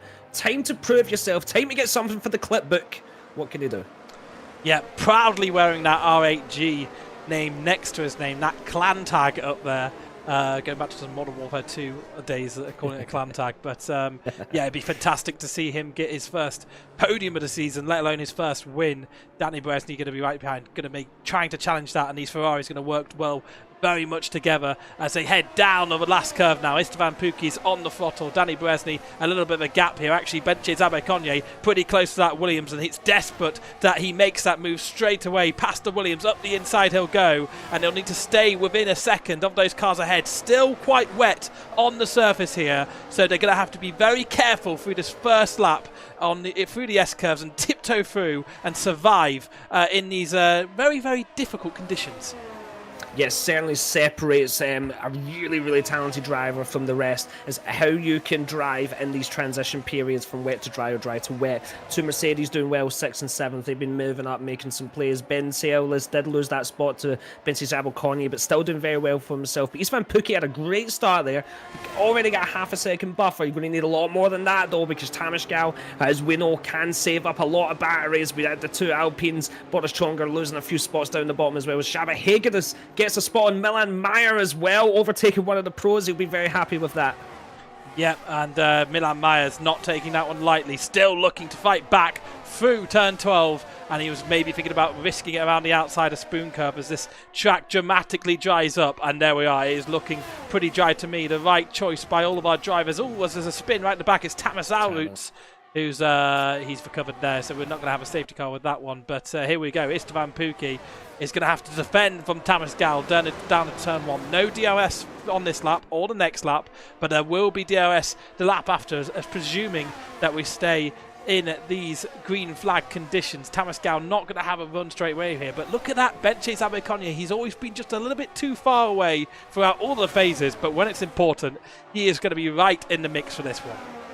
Yeah, it's taken him 42 laps, but he's now in that top running pack. Well done to him. Let's see what he can do. It's the two Haas versus the two Ferraris. They've both been incredibly consistent all season, and I love to see it. By the way, going back to that incident last lap, I genuinely think it was the two Alpines that were in a collision with each other. Two teammates have indeed ruined each other's races on lap 42 with only about 10-11 laps left to go. Not what you want to see. Chonger in the pits, Alvarez 5 seconds off the pack. Yeah, of course, they could be picking up some good points by just finishing, but we'll have to see straight away. It's Benches Aberconye. I think we caught out a little bit under braking there of how early Danny Bresny was and had to take evasive matters around the outside there. I don't think that was a full-fledged move, but there we are, only 4 tenths behind. Looking racy in these early laps after that safety car, and we won't have DRS again on this lap, but on the next lap we will, and that's when things will start to spice up in this battle for what is first position. Any of these top 4 could go for first here, as Tamas Gal even looking to just get out of the slipstream a little bit there, and Benches Aberconye looking to put pressure on Danny Bresny. Definitely, as we see Zoltan Boda getting up the spots. He was in last place, but when that safety car reset, and he's now up to 10th spot. Bencho Zabiconia getting very close to the back of Danny Berezny, who is going to be the one to start fighting. DRS enabled. Race Control has told us that now. They have 10 laps of DRS. They have all soft tires, as far as I'm led to believe. This is it. This is just real fast racing, a dry track. Let's see who's the best pro on that field today. Yeah, and of course, it's been 3 Ferrari wins so far this season. 1 win for Brendan Lee back at China. The Haas yet to pick up any higher result than second. Tamascal hasn't finished on the podium. It's actually been Benche Zabiconye, who's finished 3 of the 4 races on the podium so far this season. The man who's got the most podiums in Ironman League history will be looking to do better today. He's currently running in 4th position. Istvan Pukki has won 2 races this season, of course, back in Singapore after Otis Loris and Thomas Van Haar had handbags at dawn and took themselves out of the equation, and it was good penalty management that kept him in that one and gave him that win. And of course, last week Pukki defended hard from Danny Berezny on the final laps in Imola, but now he's got to defend hard from not just his teammate, but the 2 Hasses are absolutely in this one as they climb down away from Spoon Curve and towards 130R. 5 tenths is the gap for Tamascal, and I think people will just wait a little moment to bide their time to go for a killer decisive move here in the closing stages. 10 laps of this one to go. Yeah, exactly. I mean, they're all so good at this game that you can't really just go for it every lap. You're right. You only have a finite amount of resources. You have to really pick the right moment. These drivers are all the best in the world. As we see these fast times coming in 1:28.9, very nice to see at that moment in time. Istvan Pukki, though, being that fastest was quite interesting. David Vinci getting up into 5th, leaving Milan Meyer behind a little bit. They were very close together, but David Vinci getting up the spots. Danny Berezny as well in 3rd, very close, but Bentielis has just fallen off that pack. David Vinci now needs to get 0.7 of a second for the rest of this lap if he wants to have a chance at getting that DRS, which will be the only thing that can keep him potentially in for a podium slot. Shaba Hager is doing very well, also might be wanting to make that move on Bentielis, who is falling back slightly. Yeah, of course, this is the battle for the amateur classification today. Benche Illes needs the win for Williams, and he needs a bit of unluckiness for Norbert Eisner for Williams to have any chance at taking P1 in the standings. 19 points was the gap going into this one, so that is all to play for. Benche Illes will defend hard for that position, but Norbert Eisner will need more, unluck really for him. An unlucky run into the end, certainly, and the DNF to have any change in the championship standings there. But there we are, Tamascal still 5 tenths away from Istvan Pukki here, and Istvan Pukki has enough of a gap, I should think, to defend from Tamascal. Actually, through 130R, much better line, but I wonder if it's a little bit of Ferrari tactics here. We have seen it already, just trying to slow down that Haasman and not giving him opportunity to attack out the final corner. Danny Berezny really isn't too far away here, and he'll be looking to that inside line. He'll look to the outside line. Actually, it's Tamascal closing and closing. Not quite close enough for a move, though. And look at that, Benche Zabiconye still right in this one, too. It's a 4-way battle for the lead here in round 5 of the championship, the finale of season 8. Yeah, and incredible scenes to see, especially because they're driving very well and not slowing down much at all. If anything, they're losing David Vinci instead of slowing each other down, who is dropping off. He was at about 1.7 last time we spoke. He's at 2.5 at this minute. It's never for him. He needs to put his foot down. He needs to start using his battery if he has any chance of catching them back up, because these 4, honestly, they're in a sort of race of their own right now. They continuously, at least the top 3, Benchi Shabakoni has joined that recently, but at least the top 3 have been consistently getting away from the start of this race. Yeah, I feel with Benche Zabiconye, he just doesn't seem to have the straight line speed to close down enough down the straight, so he's really looking for maybe a sticky moment for some of the cars ahead and them to get too involved with each other to carve through the pack here. We'll see how this one plays out, but Istvan Pukki leading here. 7 tenths is the gap on this lap, so a better lap from him. Tamascal actually right in the clutches of Danny Berezny if all things are said and true here. So Danny Berezny looking closer than anyone, but through 130R, just so much more pace there for Tamascal as the Ferrari of Danny Berezny right tucked up behind here. They'll all have DRS, barring the leader Istvan Pukki, but he has a 7 tenths gap, and actually it's Benchi Zabiconye who's closing in the most, but he's getting out of the slipstream here. He doesn't want to make a half move, he wants to make a decisive move. And this is very, very interesting here. Benchis Abercrombie can taste that first win, so can Tamascal, but Istvan Pukki and Danny Beresny, time and time again here, they have won in the Ironman League. They have won the championship this season. Istvan Pukki having 2 wins overall, and Danny Beresny loving the idea and the prospect of equaling that this season. Definitely, and we did see on board with Benji Abercrombie, we did see a factor. He's had to fight to get into this top pack, and in doing so has drained a lot of his battery, whereas Danny Beresny, who we saw, is actually maintaining it stupidly well, and I imagine that Tamascal and Istvan Pukki might be similar. So Benji Abercrombie's done incredible to get up here, but at what cost? Can he remain with them in the last few laps? If he can, that's a stellar performance. And I think the thing we haven't noticed here yet, and I was just looking at it on this tour, Danny Beresny on a pair of those medium tyres. Now, we saw maybe lap 9, 10, 11, 12 early in the race. That's when those softs started to really suffer and grain and come to the cliff. Now, the fuel loads will be lighter. They'll have a little bit more pace in them. But because Danny Beresny have the edge on these cars ahead, let's see. Tamascal will have DRS again, but this is as close as Danny Beresny has been going into the Casio Triangle. But Tamascal looks to have had the legs on him on the previous laps, and Benchis Abercrombie immediately getting out the tow as well, just trying to avoid this one, and they were as they are going into this lap. So they're just still sticking Istvan Pukki, Tamascal, Danny Beresny and Abercrombie in the order that they were at that safety car restart. Yeah, that's amazing. Yeah, we didn't notice the medium tyres. Danny Beresny's on a big brain play here. This could, because he's already, he's been disadvantaged for the last, how long? 7 laps, and he's maintained that right behind Tamascal. As we're getting closer to the end, this is honestly such a great play, such a good play that he could be fighting for the lead of the race, especially with how he's maintained his battery. And if I'm Istvan Pukki, I might start getting worried about Danny Beresny in the next maybe 3 laps. Yeah, it will be all about how hard Tamascal keeps Danny Beresny behind. When maybe Tamascal's softs start to go off, can Istvan Pukki do anything to elongate the life of his tyres? We'll see. Tamascal just not seeming to be on the back of Istvan Pukki over the last few tours, and certainly hanging back out there. Danny Beresny has been about 2 tenths every lap, for at least the last 3 laps. He's been about 2 tenths here, and it's only about a tenth at the moment right behind that Haas as they swing through 130R. Will he even think about a move? The Haas looked to cover the inside, but then went back to the racing line, just putting Danny Beresny off enough there, and now 3 tenths is the gap. Is Tamascal maybe going to think about a move here, or is Danny Beresny going to mean that if you don't go forwards, you go backwards? And Tamascal is under pressure here. He's having to look up the inside of Istvan Pukki. Istvan Pukki trying to slow down the man behind so Danny Beresny can get through, but again they stay in the same position, and Benchis Abercrombie just can't keep the pain going. He's just seeming to drop off from this one a little bit. Yeah, we've seen it from start of the race. He's almost just been like a tenth behind, these guys, and that adds up over the lap, maybe even under a tenth. Definitely struggling a little bit, but that sort of first couple of corners did catch him back up. Tamascal, Danny Beresny playing games here.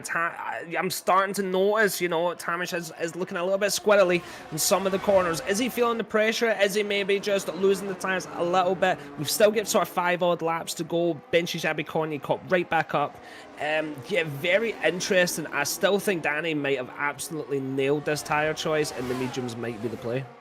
Yeah, we have 5 laps of racing left after this one, so we are looking at those softs falling off. Let's have a quick reminder of the tyre lives. 10 lap olds for everyone effectively, because that's when the safety car came out, except from Zoltan Bodo, of course, pitted a couple more times under the safety car, being at the back. He's carved his way through, but look at that, Danny Beresny looking to challenge the Haas, and it's a little bit of contact between the two as they head into the Casio Triangle, and Danny Beresny pushes Tamascal off the track for good measure. He took that position, and Tamascal has spun for good measure on his debut for the RHG team. He's falling backwards, and that is hugely costly. And look at that, Benchis Abercrombie somehow ended up in 3rd position, but there's battles here. Zoltan Boda looking to go through on Zabba Hegedus. He's going to look to the outside of the Aston Martin, and I think also Benche Illes and David Vince in a battle here. That's disastrous for the Haas man.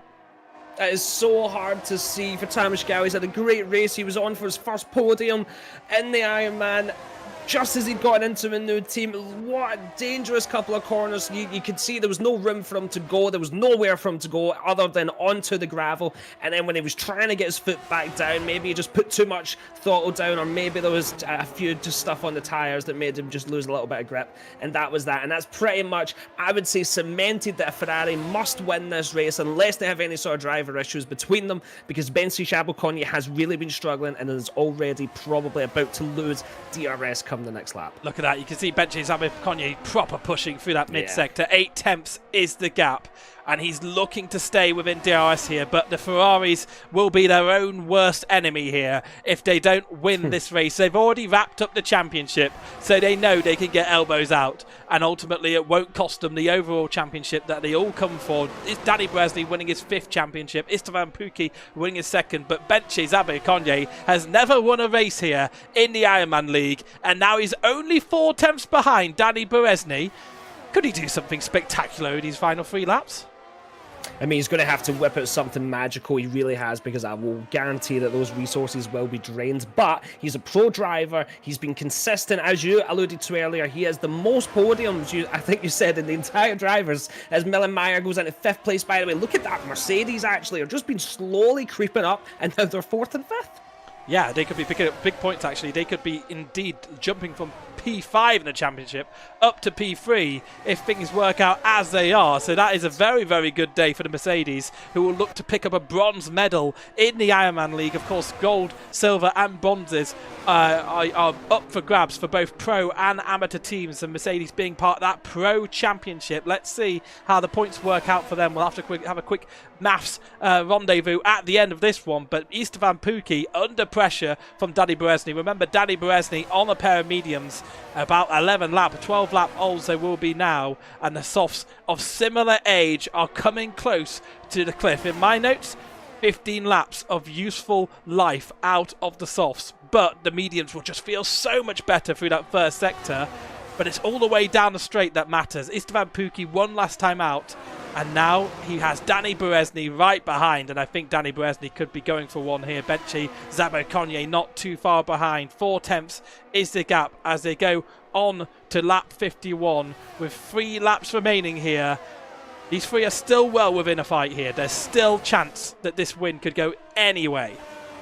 Definitely, and I hope we see some good fighting from the 2 Ferraris. They have wrapped up the championship. They now just have 2.5/3 laps to go to just give us some cracking racing. They've chosen 2 different strategies. Let's see what one will prevail. We'll see if Benji Chabokonya can do anything. I hope that he's been gathering back his resources over the last few laps, using that DRS. Keep it. Oh, it's Danny Bresny. That was so close. So close. He was able to control that car, but he threw that around that right hand. He threw it around there, and that was nearly game over for him. Yeah, loose and Larry through the Degners, but he is still in the fight here. Benji Zabikonyi just 4 tenths behind. Istvan Pukki is driving a good fight here to keep his teammate behind. Of course, they raced really hard on the final lap back in Imola. Maybe that's the case. Danny Bresny knowing he's just got to wait for the moment to unleash that ERS to get by his teammate to make it 2 wins apiece here in round 5 of this Ironman League Championship. Tamascal on a little bit of a recovery drive here. Of course, second will be secure for the Haas man. Either way, he does have the 2 Mercedes up front, and we'll see if he can crawl his way back through those. But 4 tenths is the gap. Istvan Pukki still seeming to have decent drive out of that final corner. It's Danny Bresny taking a slightly wider line lap after lap, but Danny Bresny closing and closing. Will he have the overspeed to go for a move down into turn 1? Very close indeed that time around. Benji Zabikonyi still right behind, and I think this could come down to a ding-dong around the S-curves on the final lap. I think you're right. I was trying to think of the thought process of Danny Bresny there. He definitely could have went for that move, decided not to. Maybe the DRS is just going to be that strong, or that final sort of straight with that left-hander, it's going to be maybe just a bit too strong. It's all strategy here. Oops, pardon me, lap 52. Benji Chabokonya doing well to keep in with then. You're right, it's going to just have to be a last lap dash. Who saved the most battery? Who can keep the tyres going the longest? Istvan Pukki with those soft tyres, still looking wise, still looks like the fastest and best driver on the track. Danny Bresny's not really looked too challenging other than in the DRS. I wonder if he's been taken out with wider line through the final corner, not because of grip issues, but because he just doesn't want to go for the overtake and trying to artificially remove his speed as much as possible, because he's super close here. 4/10 is the gap. Of course, they'll both have nearly a full whack of EOS here. Benches Abercrombie just being distanced a little bit here, but 1/10 is the gap. Look at that. Danny Beresny preparing himself for the move of the race as they come through the last curve. Again, Istvan Pukki just a little bit better traction and a bit loose for Danny Beresny, and that could put him under risk as they head towards turn 1. It will be full EOS burn. It's the final lap of the race, and the Ferrari of Istvan Pukki leads through turn 1, but Benche Abercrombie trying to get a wing up the inside of the Ferrari man there. I wonder how hard Danny Beresny can push the Scuderia of Istvan Pukki through this first sector, and whether there's a chance of a move down to 130R. Yeah, definitely. And for Benches Abercrombie, he has to make a move soon because he just does not have that straight line speed. We've seen it there in the DRS. He should have been able to make a move, and he didn't. This is Danny Beresny's last few sectors to get it done. He is on those medium tyres. Istvan Pukki has done so well to maintain the soft tyres at such a fast level, but Danny Beresny has looked fast. He has been so consistent. Ferrari have indeed. As we're coming into halfway through Sector 2, it's been a cracking race for Team Ferrari again. Either of them deserve to win it. Let's do this, Gareth. Yeah, Benches Abercrombie is falling off the back of this one. His EOS is shot. It's gone. He's out of this equation. It's the two Ferraris who could be the two worst enemies of each other if they take each other out. Danny Beresny going to close and close. It's going to be full EOS burn for both of them down towards 130R. Not traditionally an overtaking spot, but it's a better line for the Ferrari. He looks to the outside. Danny Beresny and Istvan Pukki go into battle through the final corner. Danny Beresny having a better drive, doing the same move he did on Thomas Gal, and on the penultimate corner of the race, he picks up the race win. Danny Beresny 2 and Istvan Pukki 2 in this season, and they are champions. Benches Abercrombie picks up his third place of the season, his titular place. Milan Maya in 4th position, 5th position for Thomas Gal. Commiserations for him. He was really part of that fight for a lot of it. David Vince in 6th position. They may have done enough to climb up to P3 in the championship. We'll have to have a quick think about that one. Benche Illas wins it for the amateurs, but I don't think he's done enough. No, he hasn't done enough to secure that amateur win, and it is going to go to AlphaTauri, and they win the Challengers standings here. That was a sensational end to the race.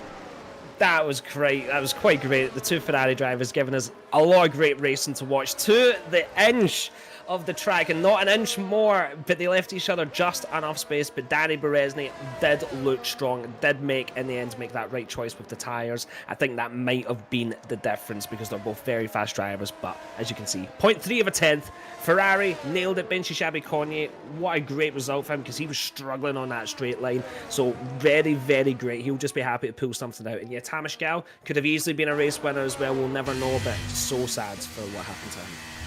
Well, there we have it. We have both championships round up. It is Ferrari, who, of course, we already knew won this championship in the pro standings. It's AlphaTauri who take the amateur standings. The Haas put on a good fight. Benches Abercrombie getting driver of the day too. And fair play to him. He's looking for that first place finish. But how many times have we seen it? The Ferrari winning a race here. 4 out of 5 this season. They've been simply superb. Istvan Pukki and Danny Beresny both getting 2 wins apiece. I think Danny Beresny has scored more points overall for the Scuderia, so he can feel happy with his performance. As Jordan has said in his chat, he's going to be sensational and huge in esports, of course, teaming up with his teammate Jarno Opmeer in the Mercedes at the esports. Whenever it comes back, we're hoping very soon. And Benches Abercrombie can be proud of his fight this season, taking Haas to second in the standings. Tamas Gal, very unfortunate to not be part of that race. I wonder if he could have done something spectacular at the end there, if he was still there. But Danny Beresny pushed him out wide and showed him how the pros do it. So Danny Beresny in first, Istvan Pukki second, third is Benches Abercrombie, fourth Milan Maya, and I think the Mercedes there 12th and 8th points. I think that may be enough to put them into third in the championship here. David Vince in sixth, Benche Illes in 7th, Zoltan Boden 8th, a good recovery drive from him, Jabba Hegedus being the second man on the road, and the podium being round out for the amateurs for Norbert Eisner, who takes the amateur win championship. Timbo is just off the podium here. Tamas Alwitz, a good display from him again, 5th. Badger Gabor, one of his best positions as well this season. Boris Chonga is in 14th, Zenogratsky 15th, 16th. Is Gabor, but Xenogratsky, Tietek, Ice Bear, Takis Gabor, Timo Kuipers, and Luke Smith all DNFing before the end, so they don't get any points. Throw away their consideration for this race. They have nothing to give here, and it means that the AlphaTauris win that championship, and it's big that Zenogratsky got retired there. Fantastic end of the season there, and we're hoping to have some interviews soon as well. Yeah, great stuff from everyone. Some really great moments have been made. Obviously, some people have kind of like, you know, your Luke Smith and lap 1 and stuff.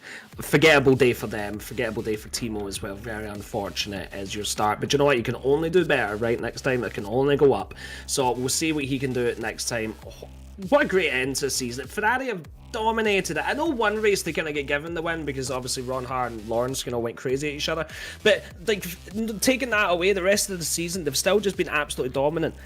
The ability to keep being able to get from 20th, you know, or maybe 18th, 17th, whatever they would start at some of the weeks, but the ability to get there up to the top spot, week in, week out, track in, track out, weather in, weather out, just goes to show, like, they're just amazing at what they do. It's so cool to see. Can you remember in the interview they were like, "Oh, Singapore wasn't one of our favourite tracks," and they got first and second there. I mean, that was really the nail in the coffin for having a championship battle this year, because they said, "Oh, we're worst track," and Thomas Ronhauer, I noticed Lawrence got into it a bit too much. Go and watch that clip on socials. Both great commentating from Scott and myself, if I do say so myself. But that was really a decisive moment in this championship. Of course, was it Pookie? Did he crash out lap 1 in Spa? I think he was involved in that melee, certainly. Yeah. So he was fighting back through that one. But we'll see if we have any interviews here. Sometimes they join, sometimes they don't. Of course, we have to share our people with our Hungarian colleagues, which can be found on the Timbo Ironman League channel. And if you're Hungarian and want to watch the race back with people saying Hungarian names correctly, please go over there. If you like people butchering Hungarian names, stay here for WOR. We also have many other leagues and tiers running at the moment. I think tier 1's just wrapped up, but we have our console tiers and our PC tiers. Please drop us a subscribe on our Twitter, our YouTube, our Discord is somewhere as well. And please get involved with the racing. If you want to race, if you want to commentate, absolutely, I would suggest commentating. It's a real buzz, isn't it? I love it. I've been doing it about 2 months now, and can't imagine doing anything else on a Thursday night with you, chatting over these wonderful drivers. Lovely comment from Jordan. Thank you very much. But guys, I hope you have had a wonderful, wonderful season. We actually do have someone ready for an interview, Gareth. Would you like to bring him in? I will. It's Benche Zabo Konye, and it's 3rd place. Again, you just never seem to quite have the pace of the 3 front runners in that race. Is that fair to say, Benche? Hello, good evening. Yeah, it's pretty fair. It's pace just wasn't there. To be honest, I brought a pretty bad setup. It's an old school excuse, I know, but the grip was pretty low through the whole race, and in the rain it was just extremely understeer. So it wasn't a lack of grip really on both the dry and the wet conditions there for yourself. I mean, you're still securing a 3rd position because your teammate was pushed out, and of course 2nd in the standings for Haas. What does that 2nd in the championship mean for you? In the history of Ironman League, it is the 5th time that I finished 2nd in the team championship, so not too much to be honest, but yeah, hopefully next season we can score the championship. And crucially, maybe that first win as well. I mean, it didn't quite seem on the cards today. Were you willing, the 2 Ferraris, to have a big mistake through those final sets of corners? I mean, I saw they are fighting, but I knew that they are not gonna do anything stupid with each other, so I didn't expect anything to happen really. I knew it's gonna be a 3rd place, and I accepted it, so yeah, that's all. And of course, your teammate Tamas Gao, he was part of that fight for a long time. Were you hoping to be able to support him? Of course, your teammates both here in the Ironman League, and am I right? You're also part of the R8G setup as well, so you know you're now firmly linked together. Did you hope you could help him maybe a little bit later on in the race if Tamas Gao hadn't had that moment? Oh yeah, of course. The original plan, to be honest, was that I overtake Danny, and in the last laps we can maybe overtake István together, but didn't really happen because I was never really in overtaking position against Danny, and I had to save a lot of ERS because I had to use a lot to catch up. So yeah, it wasn't great at all, really. Well, fair enough. Scott, any questions for yourself? Yeah, hopefully you'll be hoping to come back next year stronger and better. But consistency-wise, like even though you said you might have got the wrong setup and stuff, you were basically always in that. It just did look, as you say, on those overtaken and that first DRS straight, it just always looked like you just didn't have quite enough. But did you enjoy Japan as a track that you like, and what can we expect from you in the future? Yeah, I like Japan, to be honest. I expected a lot better. But yeah, the setup I used wasn't really tested in league racing conditions, so yeah, it wasn't optimal. And yeah, next year I will try to keep up the consistency and hopefully use my opportunities better to score race wins, not just podium. Amazing. Just finally, I mean, going sport, there's some rumours about esports coming back. I don't know how much you can say, but looking forward over the next few months, do you feel like you're in a confidence place with the F123 game? Yeah, I feel confident. I like the game, and we had pretty much enough time in this game cycle to get used to it. So we know a lot of things about setup, a lot of things about strategy. So yeah, I feel confident that even for myself, even for Team Haas, I'm really confident. That's fantastic here. That's what we want to hear, isn't it, Benji? That's fantastic to fantastic to have you in the booth again, and another podium for you. Congrats! I'm sure you're bored of the third place at this point, but yeah, good to see you up here, and thank you again for joining the booth. Good luck with your future season, and we hope to speak to you again soon, Benji. So I think that's it. We haven't had Danny Bresny and Istvan Pukki join, so I think we will probably conclude things there unless they join in the next 5 seconds of spiel. No, do I just keep on talking until someone joins? Scott, talk us through this season and this race. What are your highlights been? For me, like, first off, my personal highlights to be involved this season. This was my first season getting involved, and it's been such a cool concept. I do think it's incredible for the amateur drivers, and some of these fast drivers like yourself, and you could be watching, could get yourself involved in something like this for the future and have a chance at, you ever think, oh, I could beat those pros. Well, somewhere like here is your chance to prove it. So get involved in that way. Obviously, Otis Lawrence and Thomas Ronhart absolutely going crazy in Singapore and destroying each other's cars and letting the two Ferraris win with like 20 seconds that were behind. Incredible. I remember Belgium turn 1, lap 1, just absolute carnage. We lost Hamish Gow. I think we lost Shanaka Clay. Like, we lost some great names in some very quick races. I just personally, I like look at this league and go, this is one of the coolest things in the F1 calendar in the F1 game, and it's like a credit to Teambo for putting this together and anyone else behind the scenes, because I've been enjoying, even if I'm not commentating, I enjoy watching this week in, week out. Yeah, absolutely a fantastic concept, and it's meant that we have 2 championship winners, both Ferrari and AlphaTauri. I think you have to go back to round 2 for some of my highlights. With of course that battle between Otis and Thomas Ronhart, of course, who sadly couldn't race much after that because of the hand injury he got during karting. So he's recovering from that, hopefully better for when that esports season does kick off. But it's been a pleasure. It's been a pleasure commentating with you, Scott, because there's something about what happens when you're here. Because we have dynamite races. The last 2 rounds with Lewis, atrocious. Clearly Lewis McGlade's fault. And we need Scott on the commentary box more often, just for the spice. Because round 1 was pretty spicy too, without me. So I don't think it's me or Lewis. I think it's you where they turn out for. But where can we find you when you're not here on the WOR? Yeah, you can find me on Twitch at F1 Scott and Twitter at F1 Scott. And yeah, just again to you, Gareth, as well. We always have so much fun when we do it. It's been another cracking race. 5 safety cars, was it 4? I lost count. More driver DNFs than an open lobby. Like, yes, such cool. Gareth, where can we find you? I am at Gareth Allen TV. You can find me on all of the social media gubbins.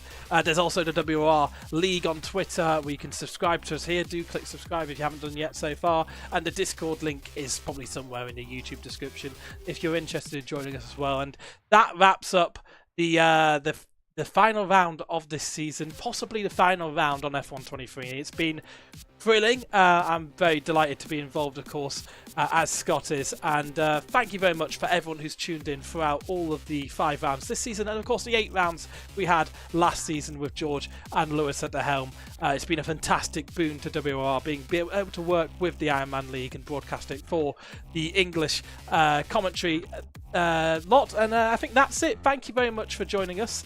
And we'll all see you again soon. Thank you very much.